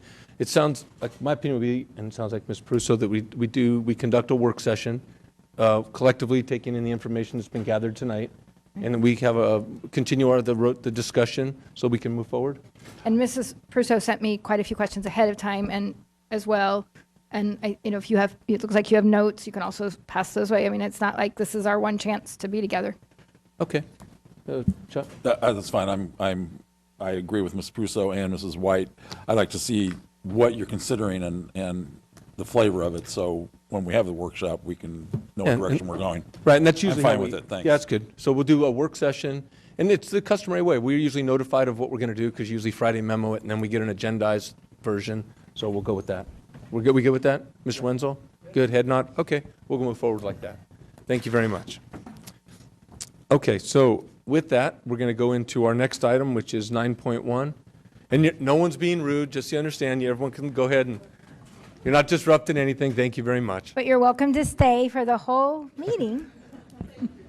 Thank you all. So as everyone's proceeding out, maybe we can do the, we can introduce, Money so we can pay for this. well, let's, That's not the agenda. you want to get through 9.1? That way gives everyone a chance to clear the lobby. So I see our bond program director coming forward, Mrs. Kim McNeely, and she will be giving some background information to our board prior to the opening of the public hearing. Thank you. President, a smaller group. President Bueno, members of the board, Superintendent Bowers, and Cabinet. A public hearing is required under Office of Public School Construction, School Facilities Program Regulations prior to the board considering support of an application that we request grant funding for new construction projects. And so we're here this evening to conduct that hearing as required. Just a little bit of background for you. The School Facilities Program regulations allow the district flexibility in how we use new construction eligibility grants. The district has to identify available pupils for use of grants requested and establish this eligibility. To maintain district flexibility, a resolution by the Board of Trustees is required before we submit a funding application. And so the reason that we're having this conversation this evening is that we can't, as a district, make this decision after we submit. To keep this window open, we have to, in fact, pass this resolution, whether we choose ultimately to use this flexibility or not. So how the use of grants works is that we create a housing plan using state mandated formulas. They're based on classroom loading standard averages that the state formula process drives. Those do not match often or typically even the actual loading standards that we use within the district, but the state formula allows us to maximize our eligibility, and so we typically choose to use their formula for loading because it gives us better benefit in terms of the grants. The district is requesting authorization to use grants from different grade levels than they are assigned through the state's formula process. So that is to say that eligibility created at perhaps the 6th grade level could be used at the 7th grade level if we determine that it best utilizes those funds for the needs that we have. This allows the district to be more responsive to our funding applications when we get to that point in time. Probably another incentive for doing something like this is that the program is evolving and there are currently no funds available in new construction. So at the time the program is implemented, this would allow us to be more responsive to the program as it exists at the time we're funded. So for the purposes of this item, the superintendent's recommendation is that we open the public hearing, that we receive public comments, and then close the public hearing pending any community comments that you receive this evening. The approval of the resolution will be part of our consent calendar. So any comments that you receive today could be taken into consideration before you make that vote. Thank you very much. Any no questions? Okay, then as president, I'll go ahead and open the public hearing. And if anyone has any items they'd like to discuss under this public hearing, that would be the time to do so. Checking. I have no comments. So we're going to go ahead and close the public hearing. Thank you very much. And now we're going to move into our discussion action items. Dr. Bowers, if you'd introduce 10-1, please. Certainly. So now we are inviting up Dr. Kevin Greer. He is our Director of Curriculum and Special Projects, and he will be presenting for your consideration and approval 2 courses for the International Baccalaureate Program.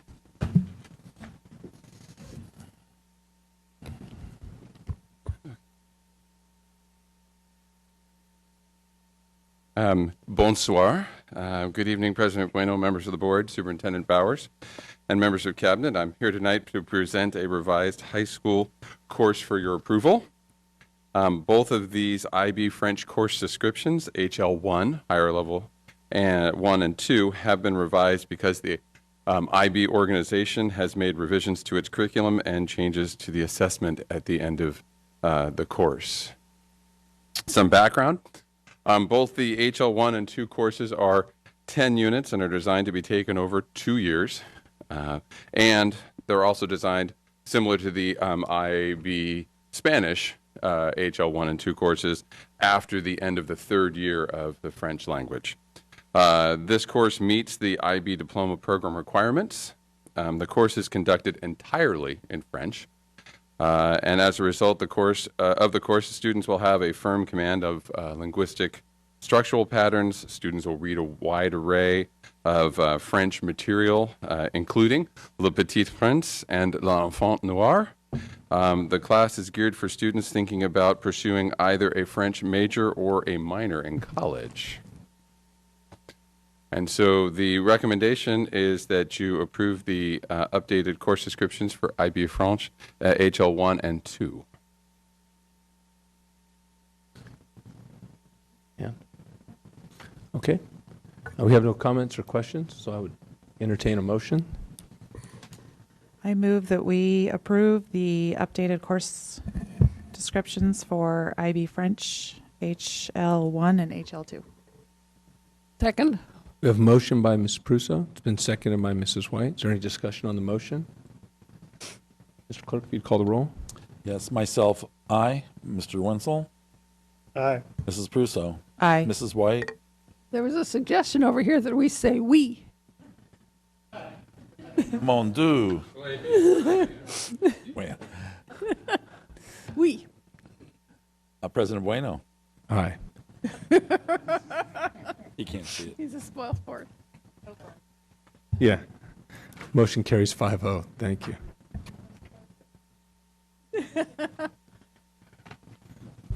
I worked with someone, they actually said they So don't for say our we, next it's item, way. I will ask Mrs. Susan Kinder, our Assistant Superintendent, to present some information regarding an authorization of a second series of bonds. And we also have representation here, Makiko Soto and Company, in case we need, well, it's not her own company, from ISOM Advisors, but they're here also to answer any questions. But this is a continuance. We had a full public hearing information item at the last board meeting. Microphones. Good evening, Mr. President, members of the board, Superintendent Bowers. So tonight we bring the issuance and sale of general obligation bonds back to you. As you'll recall, at the last board meeting, we had Makiko Sato from ISOM Advisors up, and she gave a presentation that went over various things of Measure J. The Measure J bond program model, the district's tax base, the interest rate environment, the bond program tax rates, the refunding opportunity, the underwriting team, the legal documents that are involved, the good faith estimates or costs of the issue, and the financing timeline. So tonight, well, just to reiterate what Measure J is, in June of 2016, Measure J was approved for $245 million, and that fall we issued $82 million in bonds. And so what we're asking tonight is to issue the second series, which would be $100 million. There are 3 resolutions that we're going to ask you to consider. Resolution number 99, 1819 is the authorization to issue for issuance and sale of general obligation bonds pursuant to Measure J. Resolution 100, 1819 is the authorizing the issuance and sale of GO bond refunding, and that's for the 2010 series to save our taxpayers money by taking advantage of the lower interest rates. And then Resolution 101, 1819 is requesting the Board of Supervisors for both Alameda County and Contra Costa County to establish the tax rates, and that's so that we can pay our debt. And that's why we're a joint unified school district, because we cover both Alameda and Contra Costa, a little teeny bit of Contra Costa. So along with the 2 resolutions are the legal documents. I'm sure you read every page of the preliminary official statement, the continuing disclosure certificate, the bond purchase agreement, the paying agent agreement, and the escrow agent agreement. I know that was a lot of documentation, and what you're approving is just in form, because those are still drafts until we actually get into the sale. And here's a timeline. So we are here, very beginning. So we're asking for your approval tonight. And then what would be next is we would meet with the rating agencies in the week of July 8th. We would get ratings by July 19th. And then we would post the official statement on July 22nd. and then have pricing in the week of July 29th. And then hopefully the closing would happen by August 14th.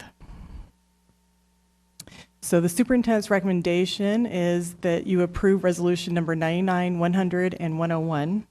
And if you have any questions, I do have Makiko Sato here that can help answer those.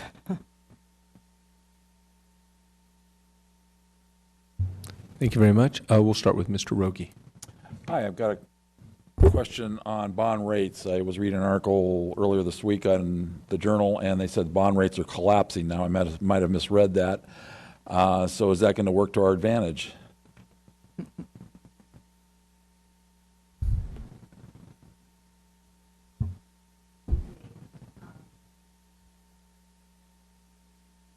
Oh, press that button.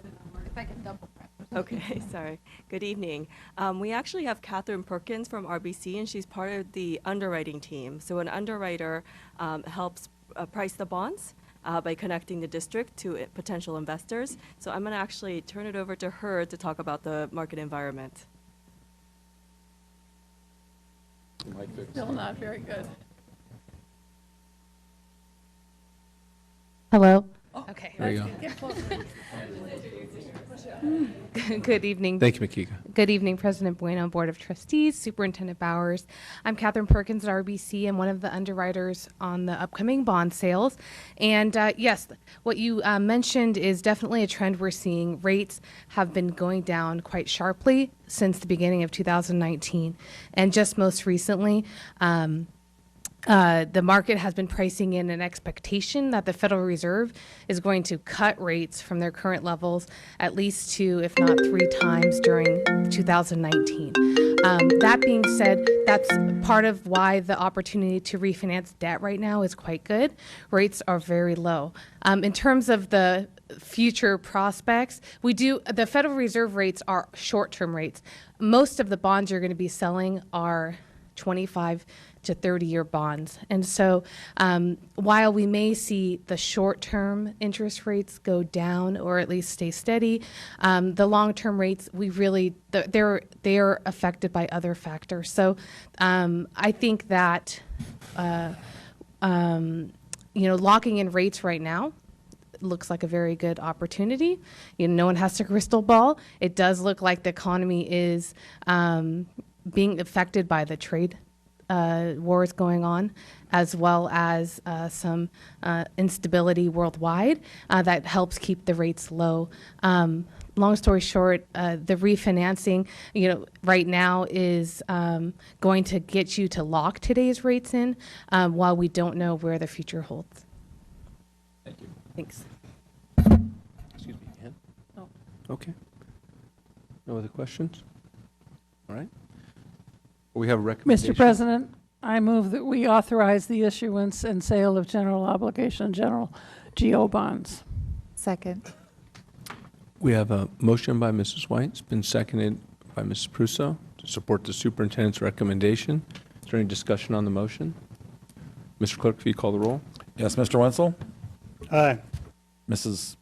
Prusso? Aye. Mrs. White? Aye. Myself, aye, and President Bueno. Aye. That motion carries 5-0. Thank you very much.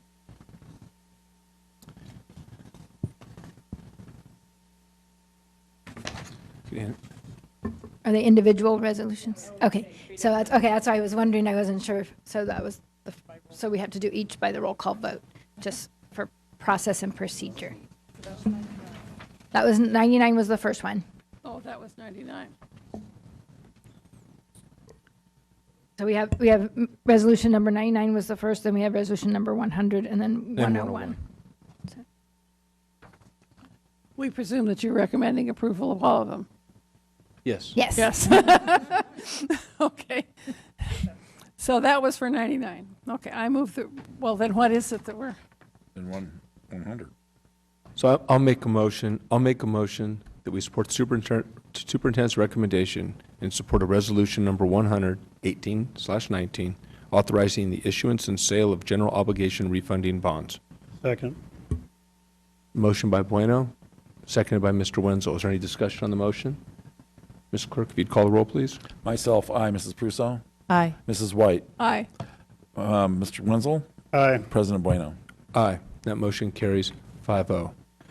Next motion is I move to support superintendent's recommendation to pass resolution number 101, 18/19, requesting the Board of Supervisors of County of Alameda and the Board of Supervisors of the County of Contra Costa to establish tax rate for bonds.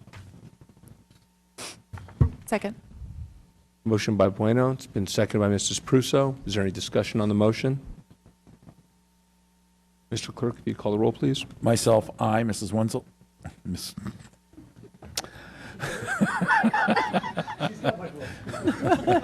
Sure. All right, let's start that again. Mr. Clerk, if you'd call. My Etch-a-sketch. Mr. Clerk, if you'd call the roll, please. Mrs. White, I'll go that way. Aye. Mr. Wenzel. Aye. Mrs. Pruso. Aye. Myself, aye. President Bueno. Aye. That motion carries 5-0. At the same time. Thank you very much. If you'd introduce our next item, please. Thank you, Mr. President. Next, I will ask Mr. Mike Biondi, our Assistant Superintendent, to present the 2019-2020 Local Control Accountability Plan for board consideration and approval. And similarly to the last item, this was a full-blown presentation with a public hearing at our last meeting. And so we'll be moving forward with the recommendations. Thank you. Good evening, Superintendent Bowers, Board President Bueno, members of the board and cabinet. Tonight, following last meeting's public hearing, we bring to you the request for approval of the Local Control Accountability Plan. This plan is all about accountability and transparency, and it aligns with the Local Control Funding Formula, or LCFF, which is our vehicle for transparency and engagement. It is updated annually, and it reflects input from parents, staff, and our community. A review of our LCAP goals. Our goal number 1 is to increase the percentage of students who have the skills and knowledge to graduate from high school, college, and/or career ready. Goal 2 is to provide an engaging, clean, healthy, and physically and emotionally safe environment to support learning at the highest levels. Goal 3 is to enhance parent and community engagement and communication.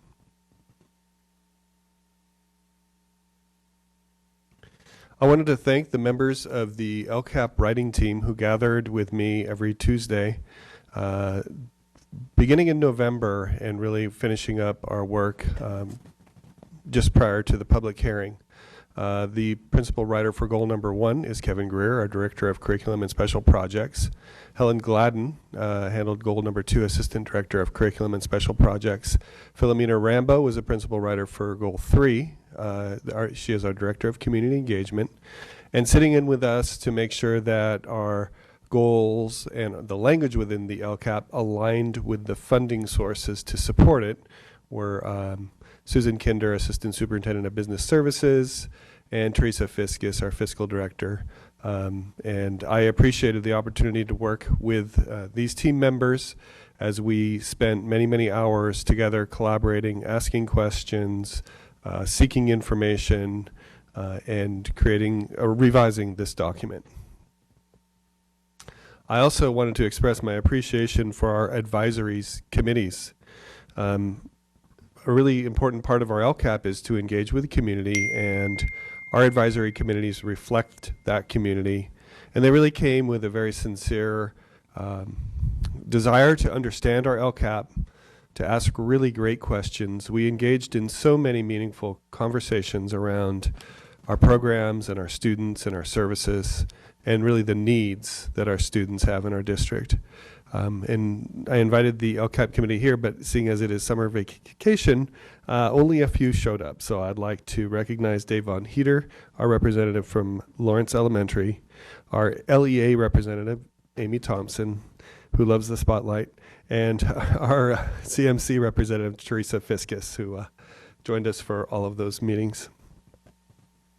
We also had another advisory committee, which is our LCAP English Learner Advisory Committee, who also informed the work and gave us very valuable input into this process. A couple notes on this process. We did solicit, once we posted the LCAP on our website questions and comments, and we did receive some of those. So the superintendent and I responded to those comments, and they are posted on our district website. Once our LCAP is approved, it will be posted on our district website in both English and Spanish. And we will submit it to the Alameda County Office of Education for approval. They have already given us feedback on the LCAP as part of the process. Once it's approved by Alameda County Office of Education, it will go to the State Board of Education for approval.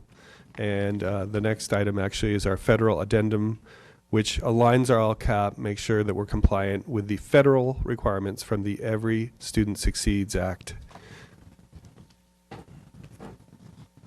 The superintendent's recommendation is to approve the Livermore Valley Joint Unified School District Local Control Accountability Plan, and I'd be happy to answer any questions and comments that you may have.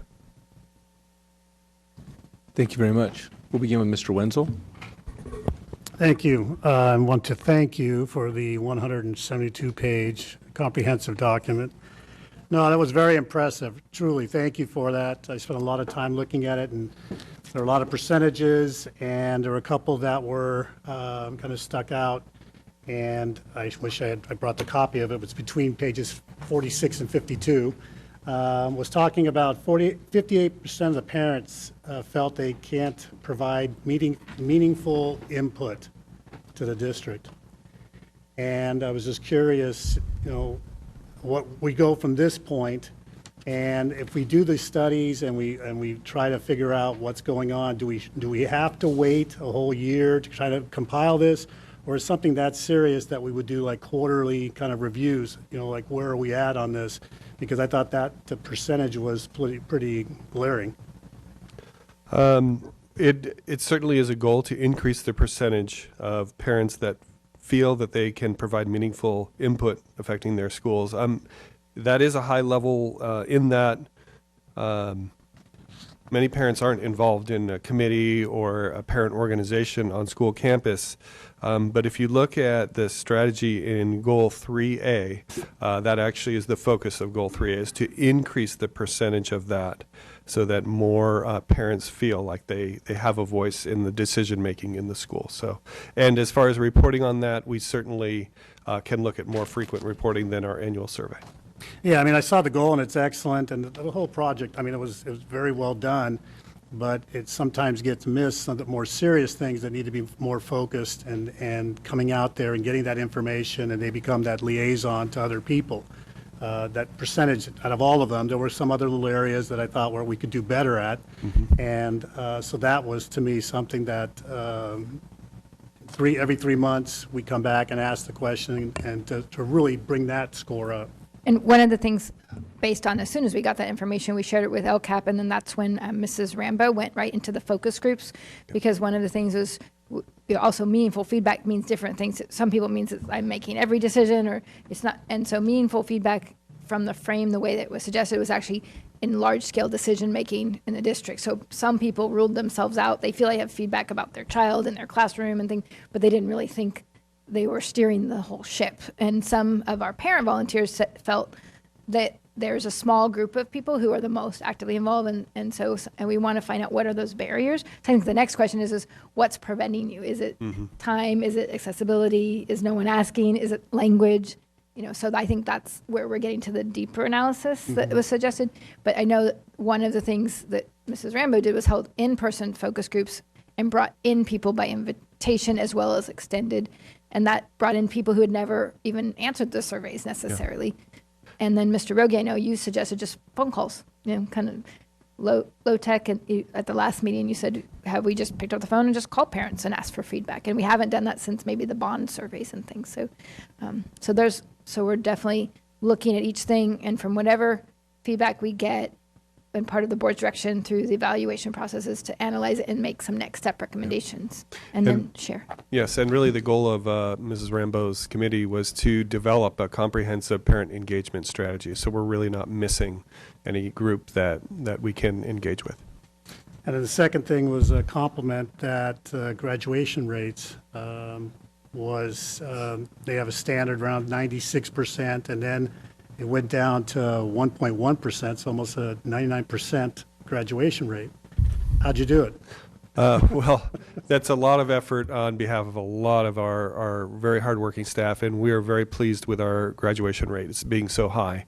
But I think one of the things that does contribute to that, well, a few of the things are, one, interventions that meet the students where they are and really encourage them to meet all of the graduation requirements, but also that we offer alternatives for students. And so comprehensive high school is not the only option that we offer. We also have middle college, we have Vineyard Independent Study, and we have Del Val Continuation School. So we really provide more high school options than most districts do, and I believe that that does contribute to our high graduation rate.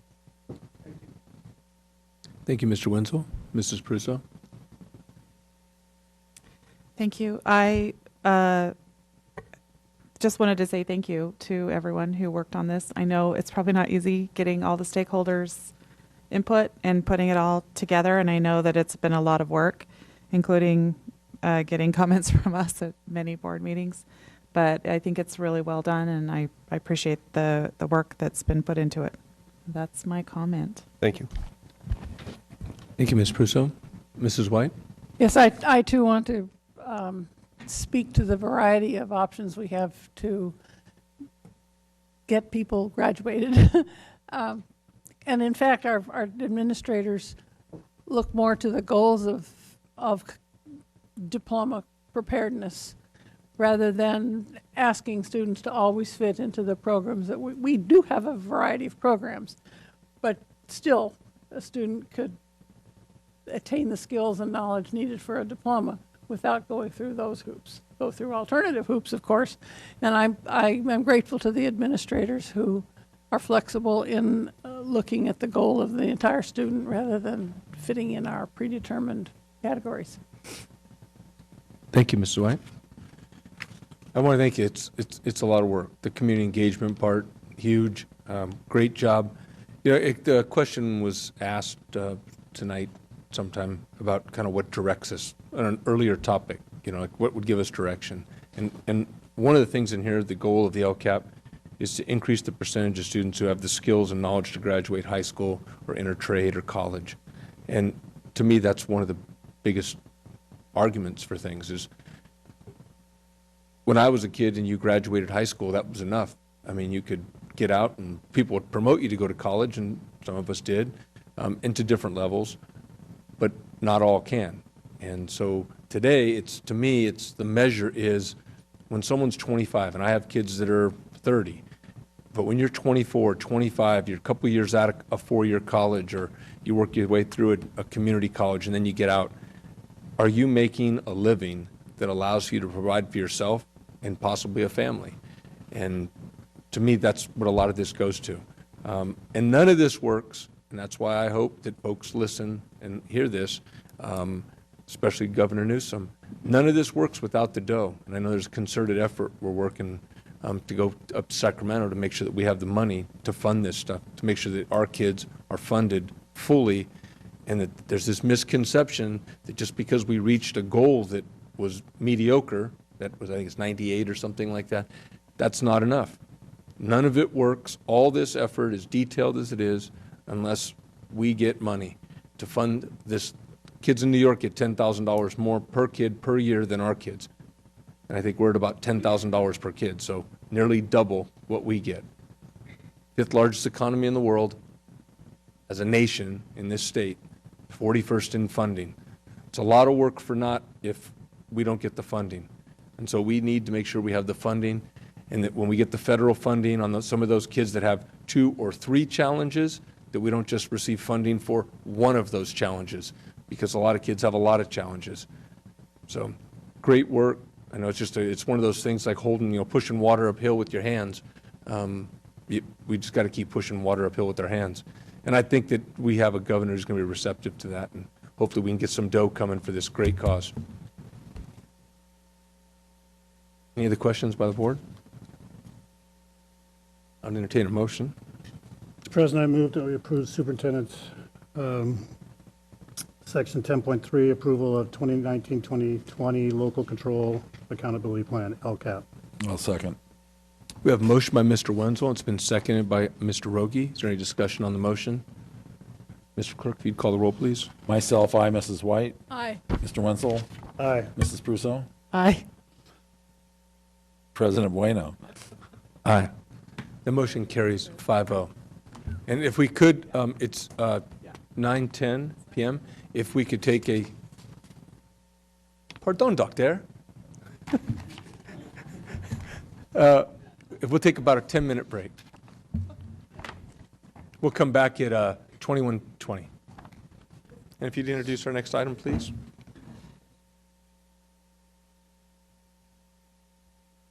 Oh, look at that, we're on. We're going to do it together. Okay, so we're moving on to 10.4, and we have Dr. Kevin Greer joining Assistant Superintendent Mike Biondi to present for your consideration the submission of the Local Control Accountability Plan Federal Addendum. It's a new requirement. Thank you. Good evening, Board President Bueno, members of the board, Superintendent Bowers, and Cabinet. Tonight, Dr. Greer and I are bringing to you the submission of the 2019-20 Federal Addendum.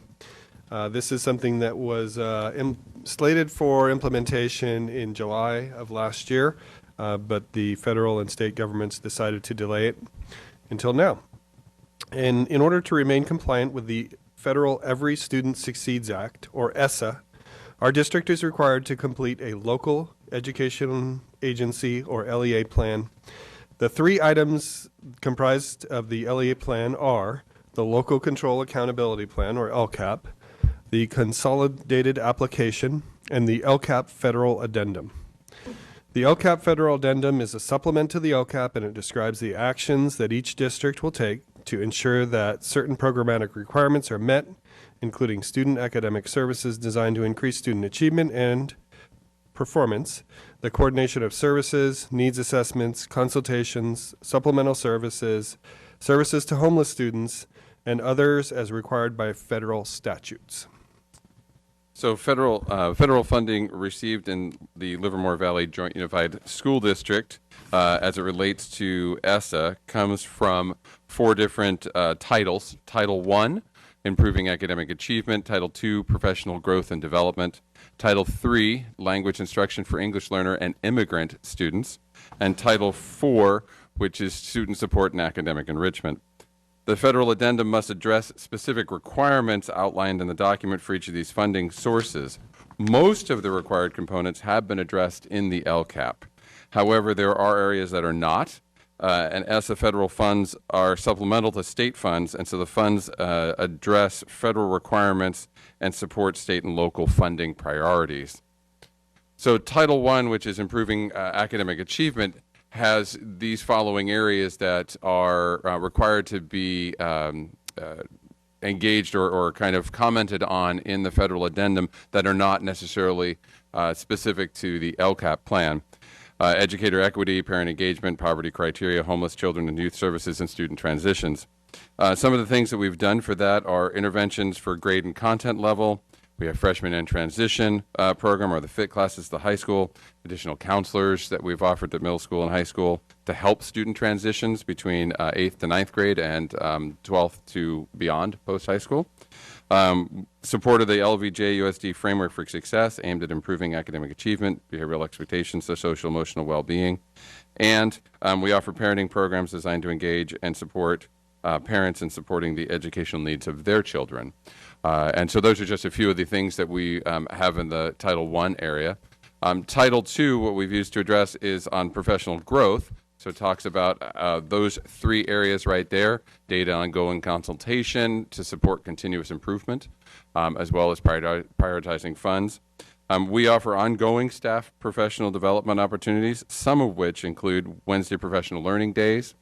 Those are about 6 times a year. August Leadership Institute, the August 15th Professional Development Day, the October 4th Professional Development Day, the flexible PD time. We have new teacher development opportunities. We have the New Teacher Orientation Day, which this year will be August 12th, and we have the Tri-Valley Teacher Induction Program, or TV-TIP. Our theme continues to be effective Tier 1 instruction, trying to kind of focus on that. And our focus is on data-driven decisions. And as such, staffs review CASP, LPAC, other state-level data, and also review local data measures such as attendance, behavior, local assessments. And so those are some of the things that take place in federal Title II. Title III on the language instruction for English learners and immigrant students. LVJUSD annually offers GLAD, which is Guided Language Acquisition Design training to the staff. Each site has English learner liaisons who receive training and information about the English Learner Proficiency Assessments for California, or LPAC. Teachers in K-5 provide differentiated English language development, or ELD, instruction 30 minutes per day. And LVJUSD teachers are cross-cultural language and academic development certified, or CLAD certified, and use specifically designed academic instruction in English, SEDI, and GLAD strategies. Lots of acronyms, I know, but that's what they have. And also, one of our programs that we highlight that also meets really well with the Title III is our Junction K-8, offers the dual immersion program, or the DI program, allowing students to become biliterate students. And then in Title IV, we have the student support and academic enrichment. It's a new funding source for us since 2018-19. It became non-competitive and was just granted based on a per-student basis and not a competitive application. And it is to support programs that are school-based mental health services and counseling, alcohol, tobacco, and drug education, trauma-informed practices, and programs supporting dropout prevention. Some of other things that we will list in here we have counseling services such as Horizons and Kid Connection. Our district was awarded the mental health awareness training, which is a federal grant. Title IV monies would be used to continue to support that training. Child welfare and attendance programs helps to bridge the connection from school to home. We have a very good, competent CWA staff. And through the LVJUSD Framework for Success, many of the sites are now implementing positive behavior interventions and supports focused on making climate supportive and safe for our students. So the superintendent's recommendation is to approve the submission of the 2019-20 federal addendum. And if you have any questions or comments, Kevin and I would be happy to answer them. Thank you very much. We'll begin with Mr. Rogie. Yes, I'd like to just confirm federal fundings are a pass-through. They go to the state and then distributed to the districts. Come directly. The federal funding, I'm not sure if it goes through the state. We do get it through the County Office of Education, but it comes directly from the federal government, I believe. And we book it separately in our system as federal revenue. Okay. There have been Second question, but I don't recall what it is now. I'm sorry. There have been times, however, when there are some buckets of money that come from the federal government, they go through the state, and you're probably recalling a few years back when they had to do a hold harmless, because what would happen is the federal government would say, we're giving money for technology for the state, and then the state would reduce its amount of funding that they would give the districts by the same amount. So then people would think, oh, the federal government's giving everyone more money, but we realized the same money, it was actually saving from the state. So that happened, but these are actually direct, it was supplanting instead of supposed to supplement, not supplant. So, but these funds actually come earmarked directly as categoricals for our district. And my second question is, are the funds equal for each district, or is it ADA, or is it some other formula that I have no idea what it is?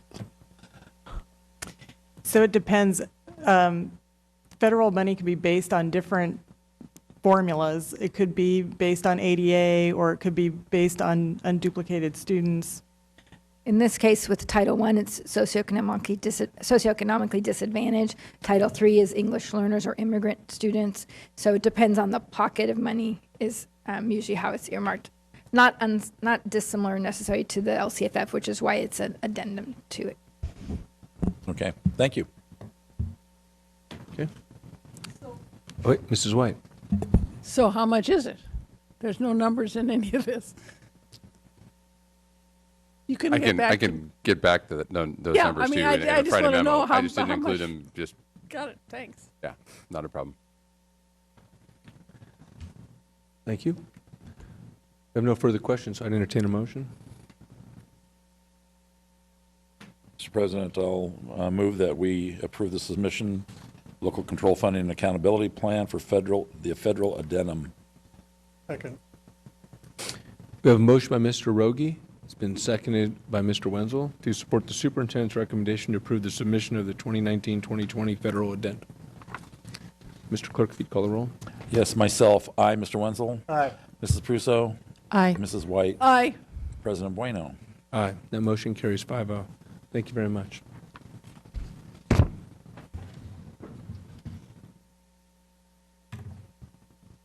So for our next item, we'll be moving to adopting the 2019-2020 budget. And just a reminder, this is a placeholder budget because we're just now getting the actual budget from the state. And so we have 45 days then to revise based on all of the actuals that come in. But we did have a full-blown public hearing at our last meeting. And so I'll ask Mrs. Susan Kinder, our assistant superintendent, to give some of the highlights.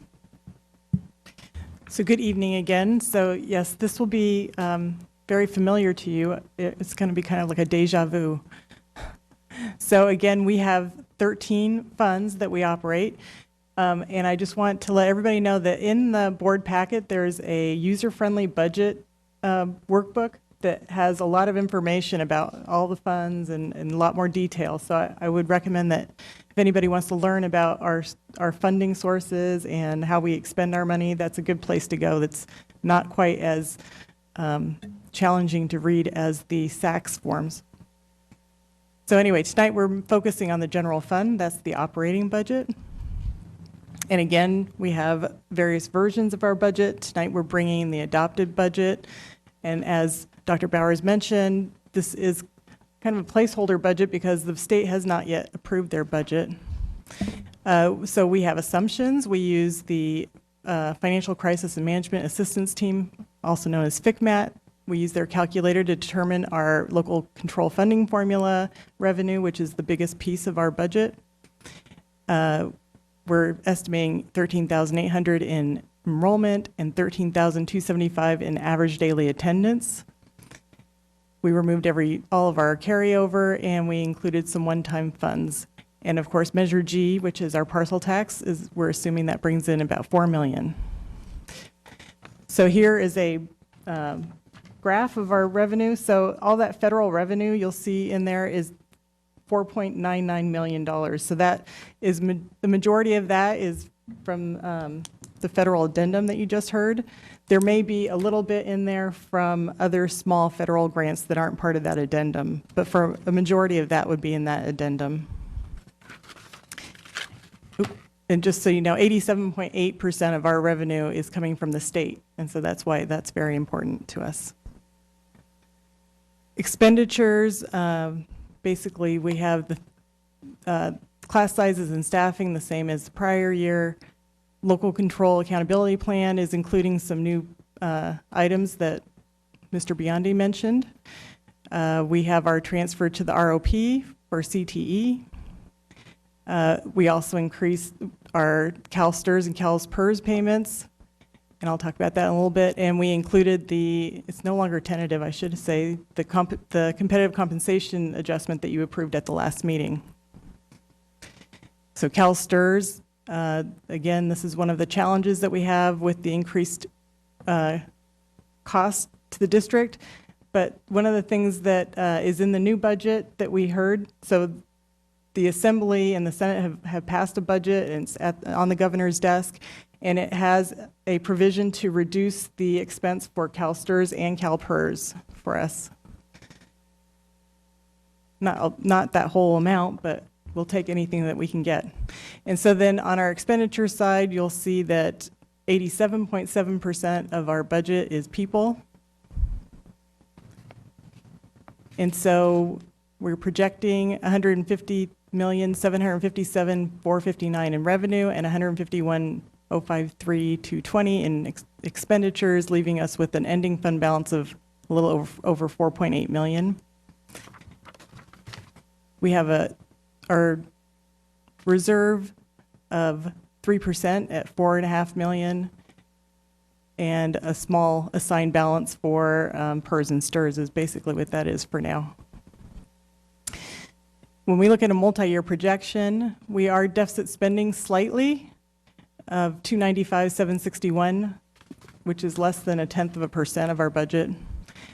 And then in 2021, it reduces down to 38,249, and then in 21-22, we're actually back in the black. But all 3 years we have a 3% reserve, and so we would get a positive certification. Well, we're actually always in the black. So deficit spending doesn't mean that we're in red. It means Correct. that during that year we're spending more than came in for that particular fiscal year.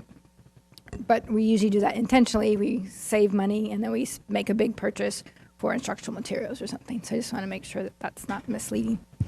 Yes, so it's planned deficit spending, which means that you're taking your vacation or whatever you saved up for. So we are awaiting the governor's approval. As I stated, the Assembly and Senate approved the budget, AB 74, and it's on the governor's desk. It was a compromise, so it's very likely that the governor will sign it.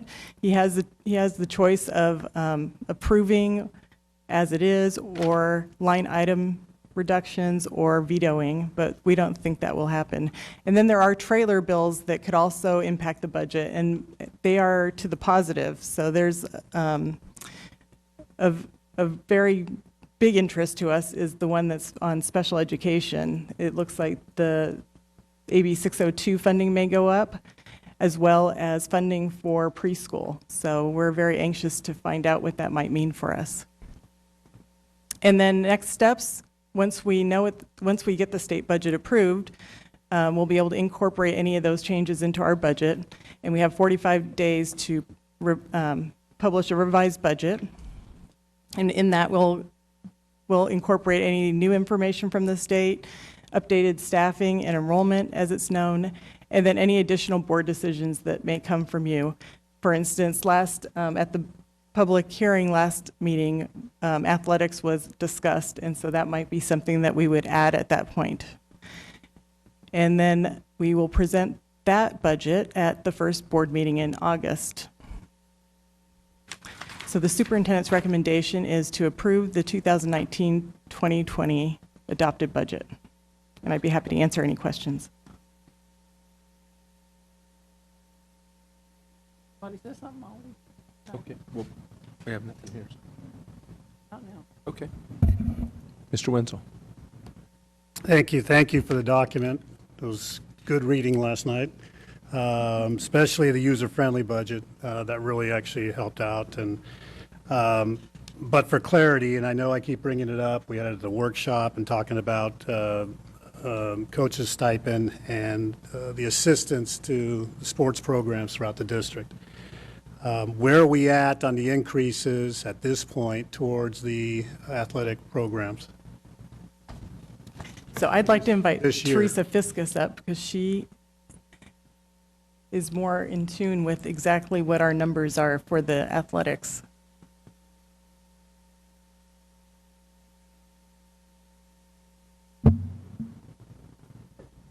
Good evening.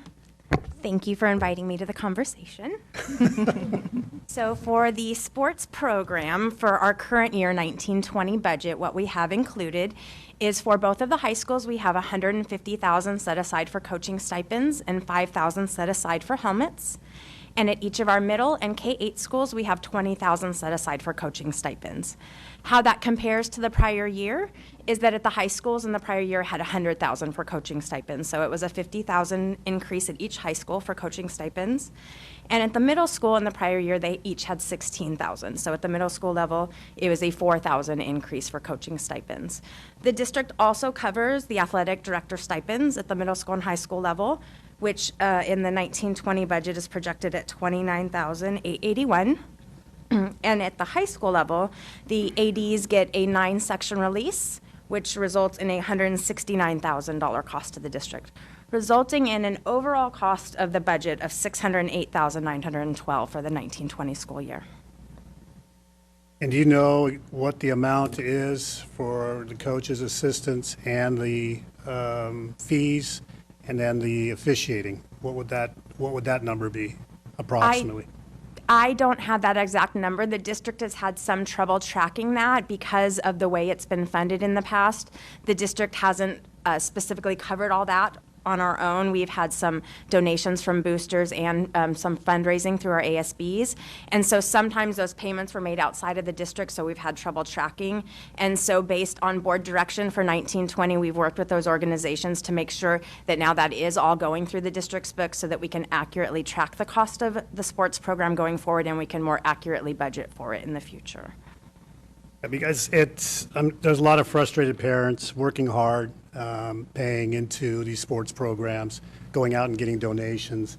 And for years, we've been talking about, making it simpler for them to run their programs. And, we've talked about, I think we've beaten this up regarding the importance of athletics for students and, coaches. And it just made it simpler for the district to come in and just pay for the stipends and pay for the officiating. And then, the parents can go out and get donations to fix the chairs and get equipment and buy jerseys. It just seems like that's appropriate. And it's hard to look the parents in the face because with all the parcel taxes and all the other things that they do, and when school starts bringing bags of stuff for the campuses, it's just like, well, here it comes again. We need to do something more in that. So we're really looking forward, looking at this budget. Excellent job, but again, it's hard looking at these parents, and it's always asking for these kids, and especially, again, I think it's so important, and we seem to, in my opinion, neglect the importance of sports and the programs that we have in the district, middle school and high school, and how important it is for the students to succeed and the mentoring and all these things. We talk about female CEOs in the nation, and 80% of them played sports, and they got something out of sports and the discipline. And so again, I don't want to get on that soapbox. So I'm going to look forward to the next steps and coming back to the 45-day revise, and hopefully we can at least come back and return something to the parents and covering those costs. Thank you, Mr. Wenzel. Mr. White. Mrs. White? All that is true. There's parents raise money for other causes too, and I don't want to go to too deep in the weeds at this point, but at one point I was the fund collector for the orchestra. And there was a careful procedure to track the money. So, and there was special training for the staff at the high school, particularly to establish procedures to track the money. And it was collected, I think, every day at noon. So, it's possible that we can have a better handle on how this works. And thank you for your work in coming up with a system, and then there's 4, 5, 6 categories of expenses that are associated with athletic programs. And perhaps we the district should be responsible for some subset of what those are. We need to just talk hard about it. Thank you. Thank you, Ms. White. And just close it out. Thanks. I know it's real detailed. We have the conversation about the athletic support as well as everything else we do. The understanding is going backwards. There was a lot of things that we couldn't offer because of our funding. It comes back to that all the time. How much we receive. You can only spend what you have. You guys do a great job of balancing a precarious at best budget because it's not us. We have our hand out, Mother May I each year, hoping that the state gives us dough. And I think we're making the case. It's all, your management style is obviously working. We always get great review. You guys, the auditors come in, do a great job. So as we expand some program, and we've done IB, and we expand program, we bring music in for the kids. Yeah, it's going to take incrementally. We're bringing this back for the athletics. I'm obviously a big supporter on the athletic side, but it's going to take some oversight. And I know that's a struggle because you have to get controls over money before you put money in. And so as you guys are doing that, know that you have at least one member's support, a couple members' support in doing so. It's an important component. So great work, really good work. I appreciate it. Is there any other questions? I'd entertain a motion on this. Mr. President, I move that we adopt the 2019-20 budget. Second. We have a motion by Mr. Rogie. It's been seconded by Mrs. Prusso to support the superintendent's recommendation to approve the 2019-2020 adopted budget. Any question on the motion? Clerk, if you call the roll, please. Yes, myself, aye. Mrs. White? Aye. Mrs. Prusso? Aye. Mr. Wenzel? Aye. President Bueno? Aye. That motion carries 5-0. Thank you very much. Appreciate it. If you'd introduce our next item, please. Certainly. I see our principal from Vineyard, who's been here. I think she deserves a special round of applause for sticking it out with us. Yay. So she's coming up eagerly to share. This is also another new requirement. We have lots of requirements in public education, and this is another new one, which is a submission of an alternative school program of choice annual report. And Vineyard falls into that category. So she is here to present. Good evening, Board President Bueno, members of the board, Superintendent Dr. Bowers, and cabinet members. Thank you for inviting me this evening to talk to you about Vineyard Alternative School.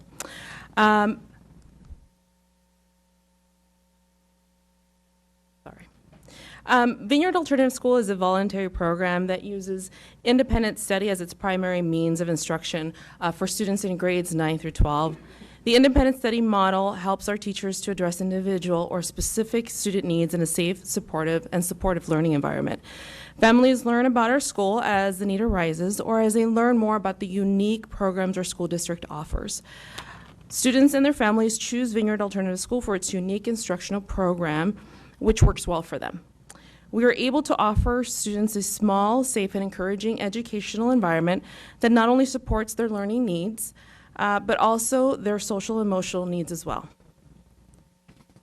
Vineyard Alternative School makes use of 3 models of instruction to facilitate student learning. In the first model, students receive one-to-one instruction from teachers for each course they take. The second model of instruction incorporates blended learning, where instruction is supplemented with online platforms such as Edgenuity and Alex. This model promotes self-paced instruction with technology, which is accompanied by a one-to-one teacher support. Lastly, the school uses small group instruction to help students achieve positive learning outcomes.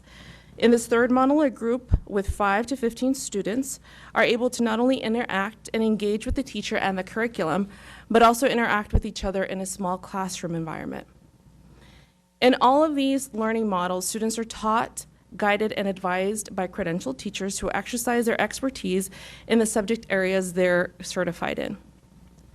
Students meet with their teachers between 2 to 3 days per week for periods that last between 45 minutes to an hour and a half, based on the courses and the grade levels of the students, as well as the kind of learning models that are being used. During class time meetings, teachers have the opportunity to engage and teach students at an individualized level, tending to their learning needs and helping them progress academically. Students in our program work closely with their teachers to receive highly personalized instruction, which offers a high degree of flexibility and individualization. Oftentimes, our students have different learning styles and learning needs, which can best be addressed using a more customized approach to learning. Our teachers are always trying to find innovative solutions on how to boost student learning and motivation.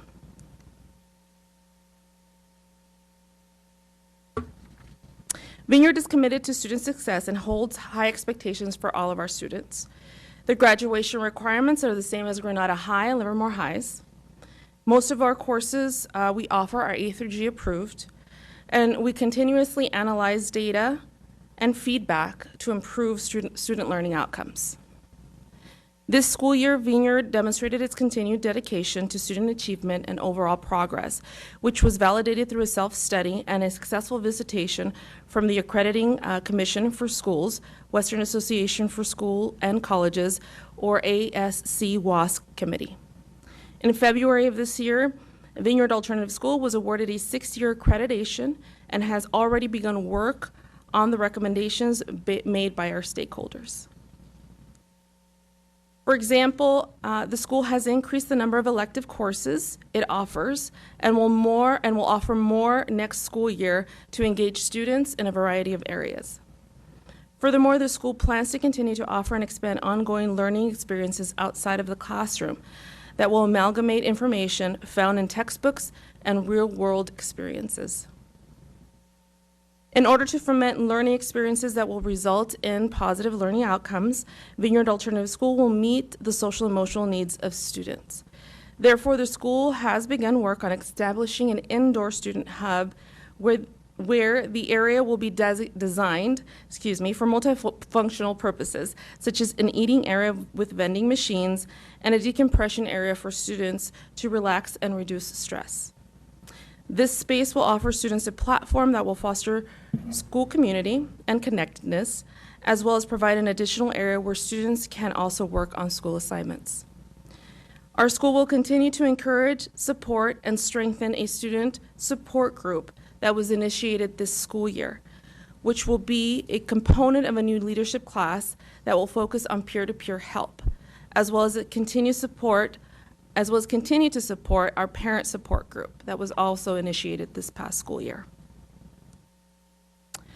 With the enduring support from our school district personnel and continued commitment from Vineyard Alternative School staff, the school will advance towards continued success and make a transformative impact on student lives that will be reflected in their academic achievements. Thank you. Thank you very much. Mrs. Prusso. I just wanted to say I went to the graduation, and it was my first sort of experience with Vineyard, and I thought it was just amazing. I think it's so great that we have options for students in the district. And I just had one question, which was, it's not super important, but I do like the idea of the indoor student hub.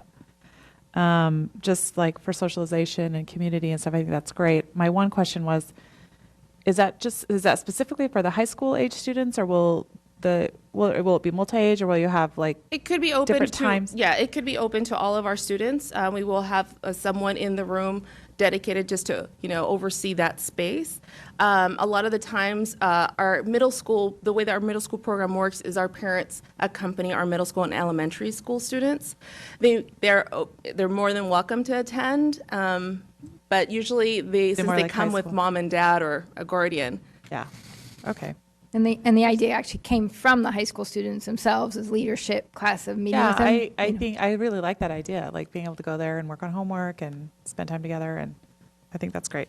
I just want to say I think it's great. It's a good program. And sorry to interrupt, we're also looking for donations for it. We've had a couch donated and some of the kids wanted a beanbag chair. They're trying to, so if people have ideas, it doesn't have to be brand new, but if people have ideas on how to make it a comfortable space where they can kind of study and hang out a little bit, they want exercise equipment, they want everything, but just something to think about. So. Yeah, I too was able to go and to the graduation, spoke just a couple words there, didn't want to bore the kids. But it does take a special talent and a lot of support from this district to run a school like that. Superintendent or Assistant Superintendent Biondi answered a question earlier today about why our graduation rates, and it's the options. But it's not just the options, it's supporting those options with effectiveness. You've done a great job doing that. Talking about expanding coursework there. You can see it in the kids, and I've been there before. The kids feel good there. And when people are engaged, whatever it is, work, school, they have to be engaged to get successful results. And this district's doing a great job at engaging the kids to pick that as their alternative. And so it's good. I mean, you're seeing kids that express their challenges publicly, which is hard enough, and then to have success, graduate, feel good about it, and the district support that effort. That's pretty meaningful. That's hard to do. Very difficult, and we're doing it successfully. So that's a lot of credit to the people who do that. It's a lot of back-end work that we don't see. It's not easy. So thank you for that. I'd entertain a motion on this. I move that we approve the submission of the Alternative School Program of Choice Annual Report. We have a motion by Mrs. White, seconded by Mr. Wenzel, to support the superintendent's recommendation. Submission of alternative school program of choice annual report. Any discussion? Mr. Clerk, if you call the roll, please. Yes. Mr. Wenzel? Aye. Mrs. Pruso? Aye. Mrs. White? Aye. Myself, aye. President Bueno. Aye. The motion carries 5-0. Thank you very much. Thank you. For our next item, I see our bond program director joining us once again, and she will be reviewing with us and providing some background about the change order for Granada High School.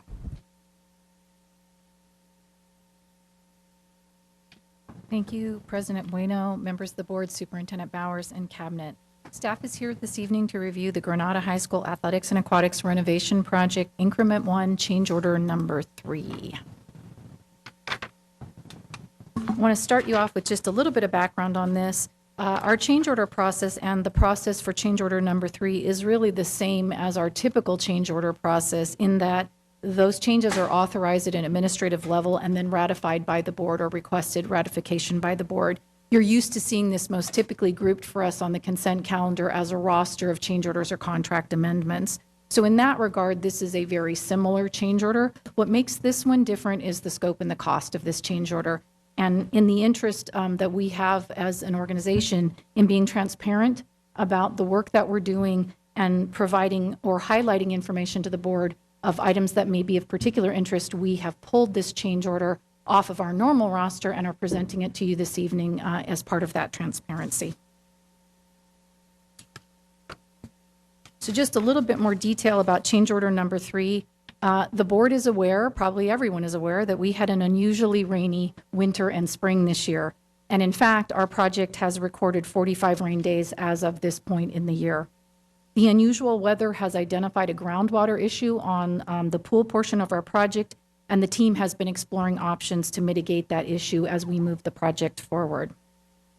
The team has developed a design solution that we are in the process of implementing, which includes 6 temporary dewatering wells on the site to remove groundwater from the project area. That will allow us to implement the design solution that we are reviewing. That groundwater has initially been discharged into our sewer system, and now as a result of water sampling, we are able to discharge into our stormwater as that water has been cleared. And is acceptable to be directly pumped into the storm system. Those temporary wells will remain in place until the project completes so that we are able to implement the design plan, which is to enhance the foundation of the pool. The design adjustment has been already prepared by our architect. It's been reviewed by the Division of the State Architect, and it is actually now out for pricing with our contractor. So the dewatering is really the first step in implementing the design solution that we would like to implement at the pool. I wanted to share with the board, because these kinds of issues come up all the time on projects, as you're aware, that the team has worked aggressively and diligently to identify a cost-effective solution to this issue. The change order is within the project budget for our project, which is why we have administratively approved it. And as the pricing for the design change and any potential schedule impact with that is being provided by our contractor, we will review that and then share additional information with the board as we have more data on the change. So as we're moving forward, the dewatering is actually going really, really well. It's working just as planned, which means that we resume digging on the pool this week. So that's really good news in the overall project. The contractor will be working on an implementation plan with us. We will review that and then address any mitigation that we need to as part of that. The ultimate issue here is that this groundwater issue pointed out a potential or at least a possible structural issue with our pool in likely event that we will get this kind of rain at some point in the useful life of our pool. And so while change orders are something that we never really like to deal with, they are in fact a reality of our projects. And in this case, I think it's all good news. We have, in the most cost-effective way, identified a potential problem with the structure of the pool should we have this kind of groundwater again. And in the least cost option, solving it early, we are avoiding potentially a costly repair that we will have to do at some point in the future life of our pool. Again, we are planning to bring the second part of this change order, which is actually the design, to the board in August for your approval. At that point, this is the first step in addressing this issue in total. And we wanted to review this change with you to make you aware of it, to let you know that we are moving forward successfully and that our project it continues to be within budget, including this change order to the project. So the superintendent's recommendation is that our Board of Trustees ratify the Granada High School Athletics and Aquatics Renovation Project Increment 1 Change Order Number 3, and I'd be happy to entertain any questions. Thank you very much. We'll begin with Mr. Rogie. Hi. Just a question on change order 3. You mentioned that we were dumping the water into the storm drain, and now it's going to be dumped into the arroyos, or the stream. We initially were discharging into the sewer system because it has to be treated until water testing comes back with a water quality that allows us to discharge directly into the storm system, and we are now discharging into the storm system as a result of that testing. So I see in part of the change order, it's monitoring and filtration. Is it because we're filtering the waters that we're allowed to do that now? As part of our process, we have to remove some amount of the sediment so that we aren't overburdening this storm system. Yes. So we get the groundwater dirty, but we got to return it clean. That is basically how it works. Yeah. So as an alternative, I was thinking, well, not make it the Granada High School Athletics and Pond, just make it a pond. And then in the summertime, we can make it into fishing because it's Granada. Don't worry about it too much.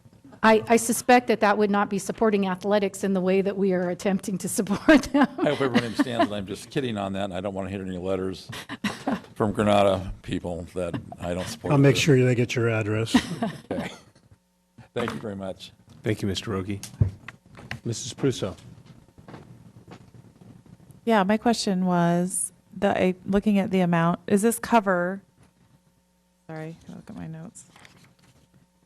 This covers everything that's happening with the dewatering and the design adjustment?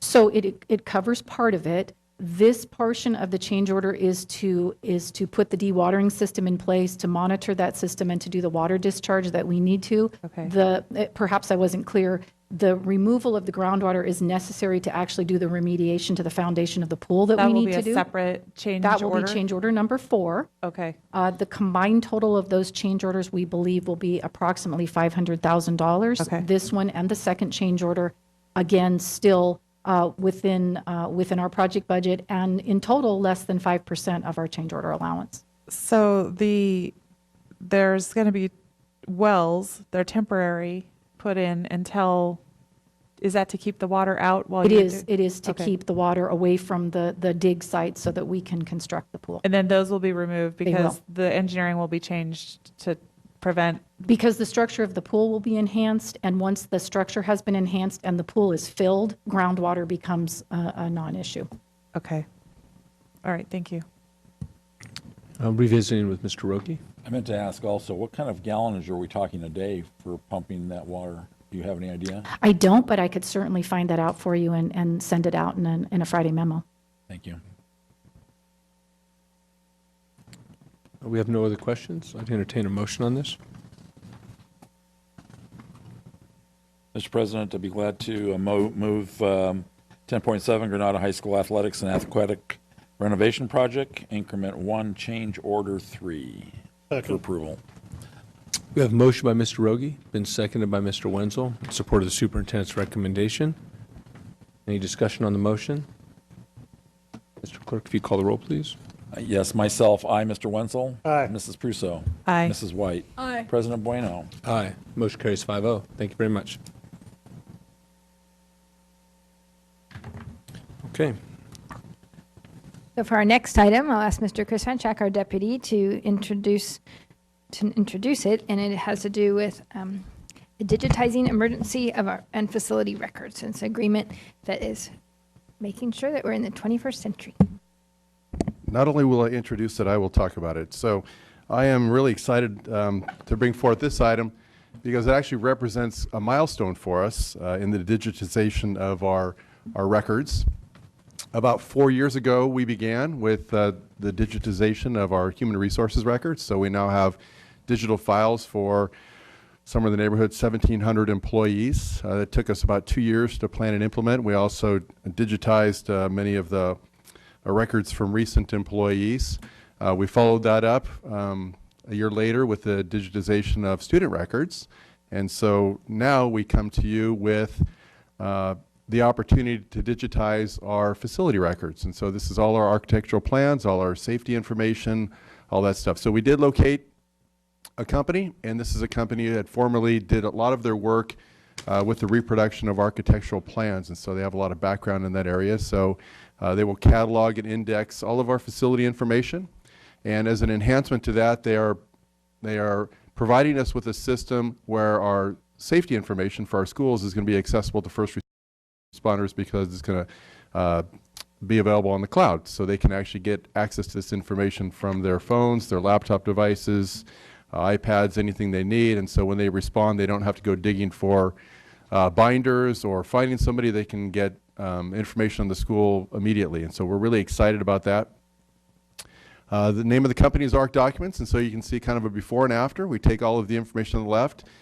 We had about 1,500 square feet of storage allocated to storing architectural plans and documents from the last 50 plus years. And so getting all of those documents now in a digital form and cataloged properly, so it's school site by school site, plan by plan, year by year, has been, we've begun that task. And we began with a pilot project, 3 schools. So this is what you'd see from the facility standpoint. It would show all of the schools on a map, and you could select any one you want. Each of the schools then also has access to their own school records. And so you could select a school. It comes up like this. You can see there the menu of items that you have, a number of different categories. Today I'm going to focus on emergency information because that's the part that we find most exciting.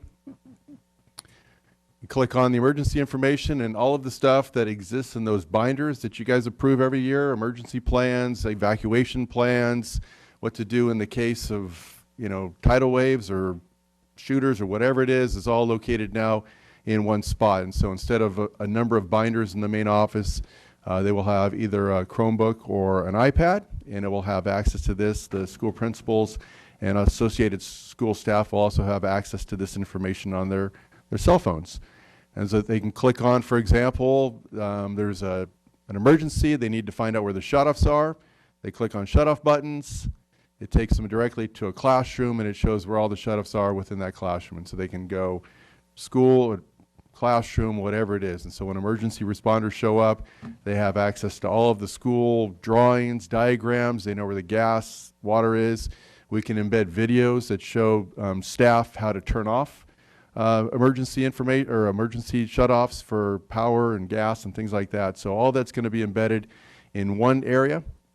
The nice thing is that it also can be upgraded each year. So instead of having to print new copies of information and send them out to sites and have them put it in all their binders, it's all available. They just download it, and staff has access to that essentially immediately. So once we make a change, for example, we're doing construction, we change the evacuation route, we send our new evacuation route to ARC, they upload it to the cloud, it's immediately accessible to the school site. So instantaneous access to safety information, which we think is a huge thing for us, especially in the times of construction. So really excited about the emergency part of it, but also excited that now all of the as-builts are accessible. I recall last year we had an issue at Junction, and it took us about 4 or 5 hours to locate the drawings associated with the area on the campus where there was a problem. And instead of that, it's all cataloged now. They'd find it in 3 clicks. I mean, they'd have it immediately. So anyway, excited about that. The agreement, we did 3 of the sites already as a pilot. We just wanted to make sure that our school personnel would be as excited about the product as I've been when I've reviewed it. And so we have 21 sites, 1.5 million square feet of cataloging and uploading, and the total cost is about $178,000, so about $8,000 per school site. And then we have access to that and all the uploads After that, if we choose to, we could also download it just to computers, but if we want access to the cloud, it's about $600 a year. So that's kind of where we stand. It's $178,000. It's a great price for something that's going to, be infinitely, it's going to save a tremendous number of hours for going and having to find information, and by the time we find it, it sometimes is too old to use. So I'm pretty excited about this. This is really the third step in our three-step process: HR, student services, and now facilities. So superintendent's recommendation is to approve the service agreement. And again, this is as much to share with you the excitement about getting through this as it is to get the approval for the rather large expenditure. Thank you very much. We'll begin with Mr. Wenzel. Now, these documents are great and access and emergencies and such, but how secure is this site? Because you also have to be careful what's made public, and So we have different layers of access, and just like anything else, we have encrypted passwords, and so we can have access to all of the digitized records for drawings that maybe are accessible only to the principal and first responders. Other folks might be, obviously the teachers would need access to evacuation plans, what to do in case of an earthquake, things like that. And so we have different layers of access, but all of it's password encrypted, and it's as safe as your bank records are, which may not be real comforting, but it's the best technology that we have at the moment. And so, a lot of thought went into how much access do we want to give sort of the general public to the architectural drawings of a school, and so that would be a layer below what would be accessible to most of our staff. Thank you, Mr. Wenzel. Mr. Rogie. You might have said this and I missed it, but is this a live document? Can it be updated by anybody in the school district, or does it have to go to this company? Well, either or. Some of the simpler items we can do ourselves, like we can embed video clips, for example, in any of the maps where you can click on a classroom and maybe that classroom has a video clip for how to access the electrical panel. We can do that. It also allows access to any of the cameras at the school site by first responders or by school personnel. That too those links can be provided by school personnel. Some of the major documents, like the architectural plans, because they're cataloged as PDFs, and so you can kind of click on them and get access to those. Those will be sent to the company, and they'll do that for us because they have the ability to scan those large documents.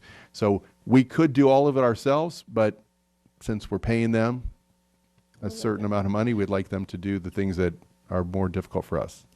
All right, now I have my security issues. Where is the digitizing taking place? Is it in the United States or is it offshore? It's, I think it's San Ramon, actually. So the documents are scanned Technically, that's the United locally? States. Yes. And nothing goes offshore? Not that I'm aware of. I've heard nothing. It's something It's a local company, so. I know it's a local company, but I just doing some quick research. They seem to do an awful lot of work offshore to take advantage of labor costs. Also, everything on the cloud, do we know where it's going to be held in the cloud? Is it Brazil, or is it going to be a U.S.-based cloud bank, server farm? I can't even think of what the name of it is. The reason I ask this is because when you mention bank records, there's a problem now with bank records being offshored and all our data being accessed by other countries who do not have laws that we have. And I'm concerned about that because you mentioned these records being accessed by somebody who shouldn't be having access to our school records. Other than those concerns, I think the program. I'll ask the question to find out where they're.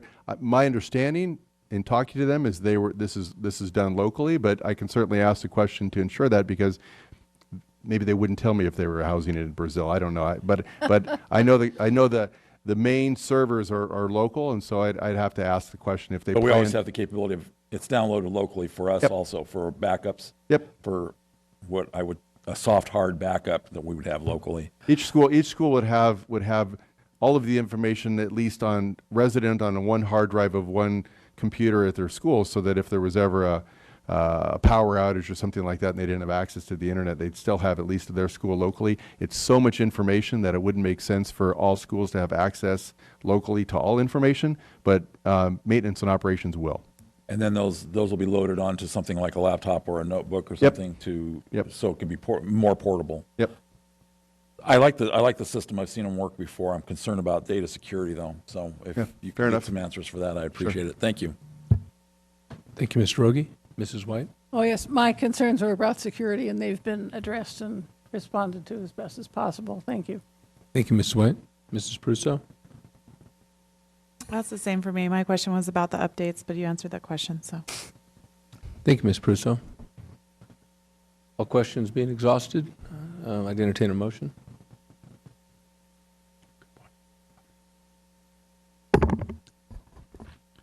Mr. President, I'll move the approval of service agreement for digitizing our emergency and facility records. Second.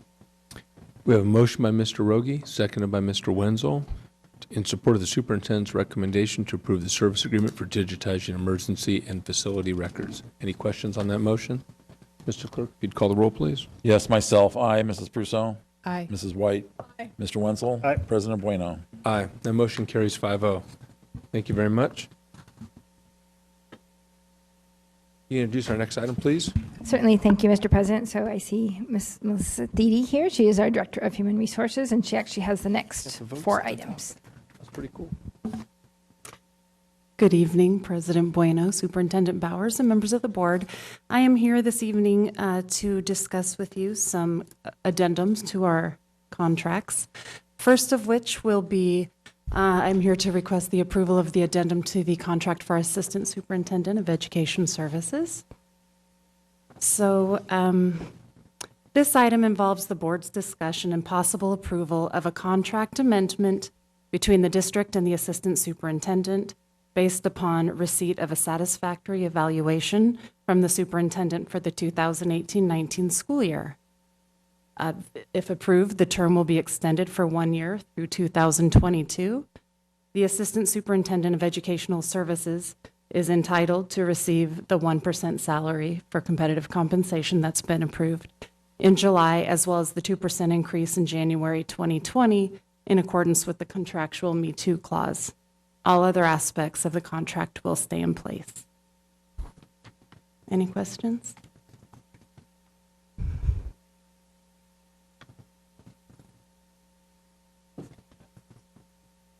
Oh, no. Any other questions, comments? Okay, then I entertain a motion. Is 10.10? 10.10. Correct. Yes? Yes. Yes. I move that we approve 10.10 approval of addendum to the Assistant Superintendent of Educational Services Employee Agreement. For the Second. Superintendent. We have a motion by Mr. Wenzel, been seconded by Mrs. Prusso to accept superintendent's recommendation. Any discussion on the motion? Mr. Clerk, if you'd call the roll, please. Yes, Mr. Wenzel? Aye. Mrs. White? Aye. Mrs. Prusso? Aye. Myself, aye. Mr. President Bueno? Aye. That motion carries 5-0. Please proceed. Thank you. The next item involves the board's discussion and possible approval of a contract amendment between the district and the Assistant Superintendent of Business Services, based upon a receipt of a satisfactory evaluation from the superintendent for the 2018-19 school year. Similarly, the term will be extended for 1 year through 2022. The Assistant Superintendent of Business Services is also entitled to receive the competitive 1% salary increase in July 2019 and the 2% increase in January 2020 in accordance with the contractual Me Too clause. All other aspects of the contract will stay in place. Any questions? No questions? I'd entertain a motion.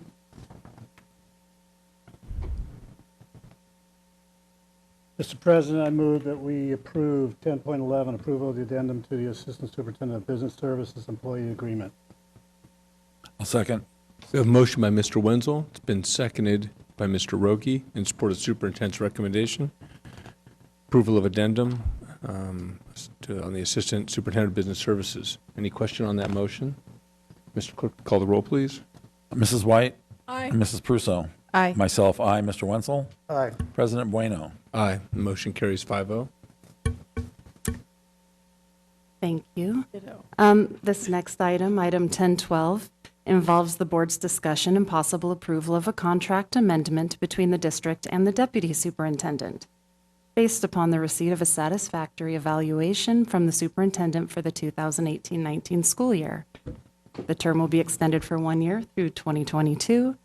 The deputy superintendent is entitled to receive the 1% increase in July of 2019, as well as a 2% in January 2020, in accordance with the contractual Me Too clause. All other aspects of the contract will stay in place. Are there any questions? Question? No questions? I'd entertain a motion, please.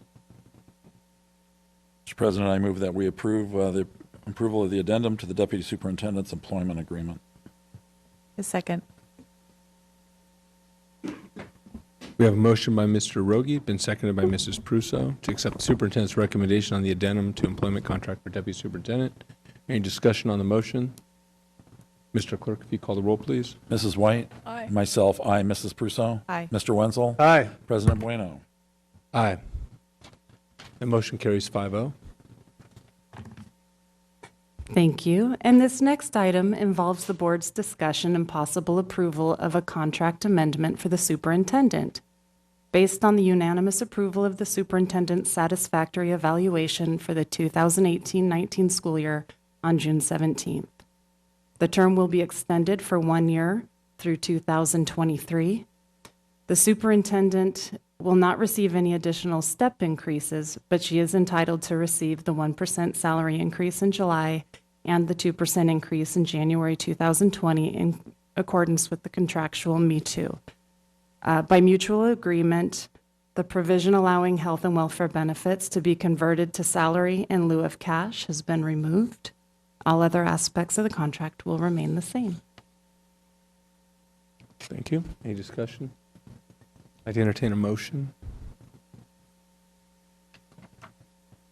Mr. President, I'll move that we approve approval of the addendum to the superintendent's contract. A second. We have a motion by Mr. Rogi, seconded by Pruso Wenzel.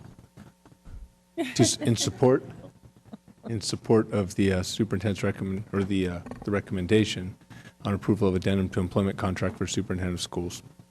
Any discussion on the motion? Mr. Clerk, if you call the roll, please. Yes, myself, aye. Mrs. Pruso? Aye. Mr. Wenzel? Aye. Mrs. White? Aye. President Bueno? Aye. That motion carries 5-0. Thank you. Thank you very much. President Bueno, I move that we move I move the consent calendar 11.2 through 11:15. And let's take a look real quick. I second. Okay. Hang on, give me a sec.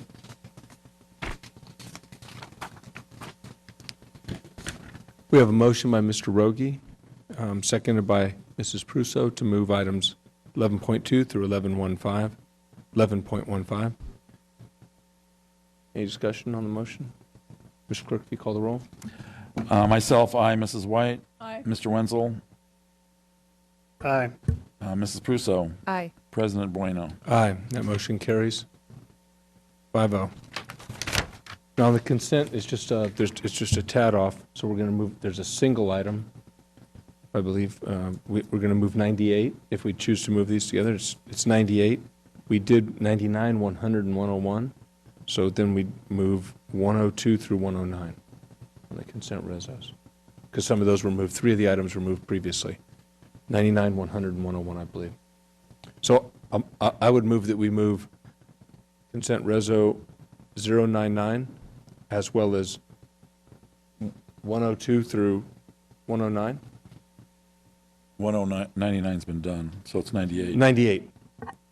We did 99, 100, and 101. Right. So my motion would include 98, 102 through 109. Doesn't count. I'll second that.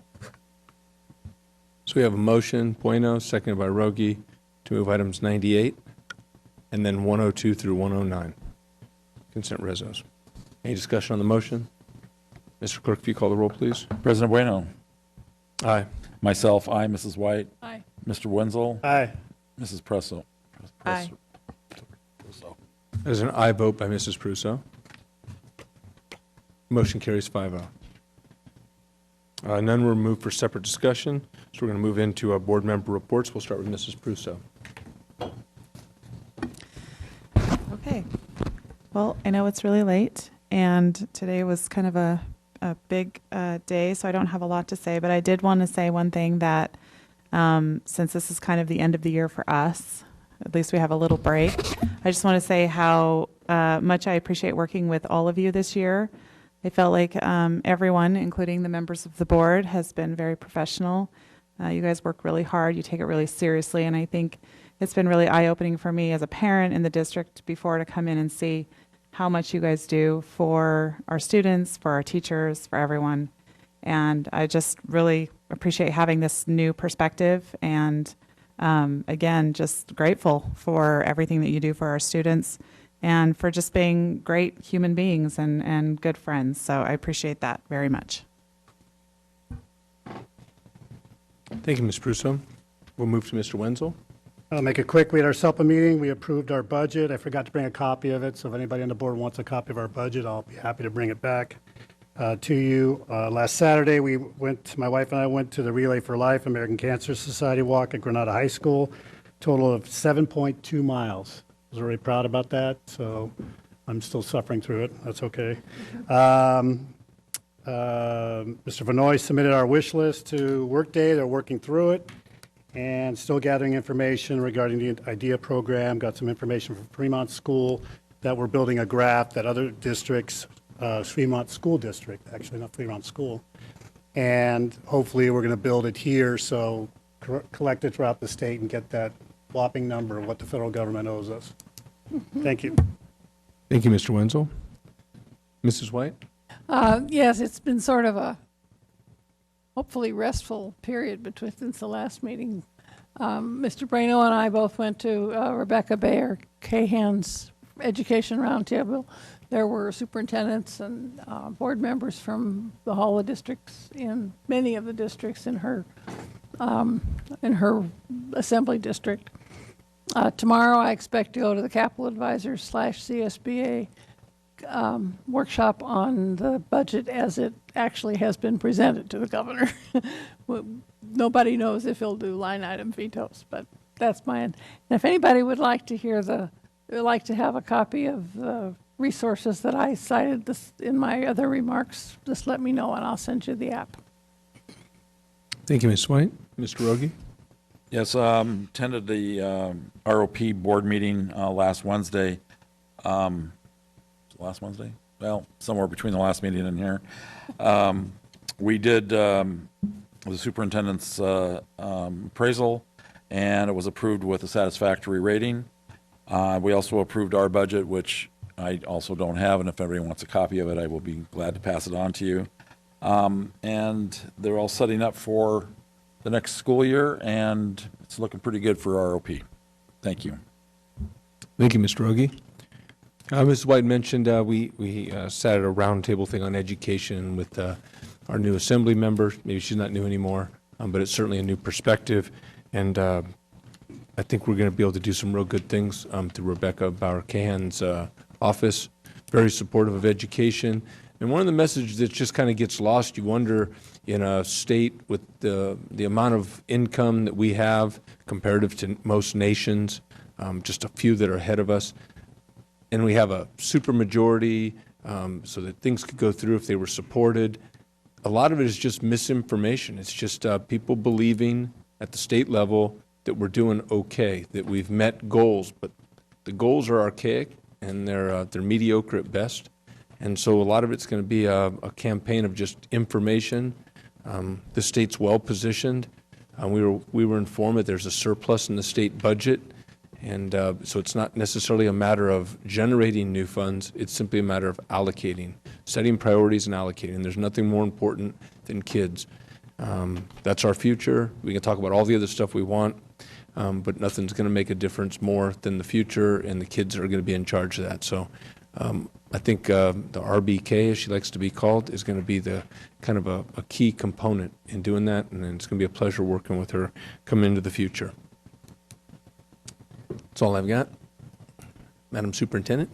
Thank you. So just a reminder, Tuesday, July 16th, we will have our next Oakland A's community baseball game. It's versus Seattle Mariners, and Livermore High School Advanced Trombones will perform the Star Spangled Banner, and there's free parking, which parking is kind of expensive there, so that's a good deal. I encourage you to come out if you have missed any of the other ones. It should be fun. Also, we had the other night the AXA, which is the Association of California School Administrators Awards Dinner, Region 6, and Jen Arias from our confidentials and classified confidentials, and Tara Aderman from our principals were recognized with regional awards. That's all of Contra Costa as well as Alameda County. And Dana Taylor, Chris Van Schack, and Brian Sharman were recognized with our LMA awards. So that was quite exciting and well-deserved. Hot off the press, I just wanted to let you know we are excited to share we were competitively chosen as one of only 20 organizations in the entire nation to pilot a teen mental health first aid curriculum and program. This is designed similar to the way that we've trained our peer health educators to take on things. This is designed to train our teens to recognize early signs of mental health or distress or stress, because early detection will lead to intervention and prevention. So we're very excited about that. And we were positioned well because we had the other 3 mental health grants earlier and because we had such active student involvement.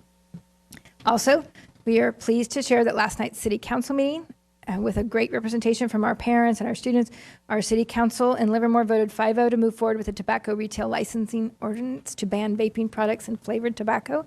And we have a commitment from the Livermore Police Department that they'll be working with us on a grant to, if we're successful, to fund an additional student resource officer.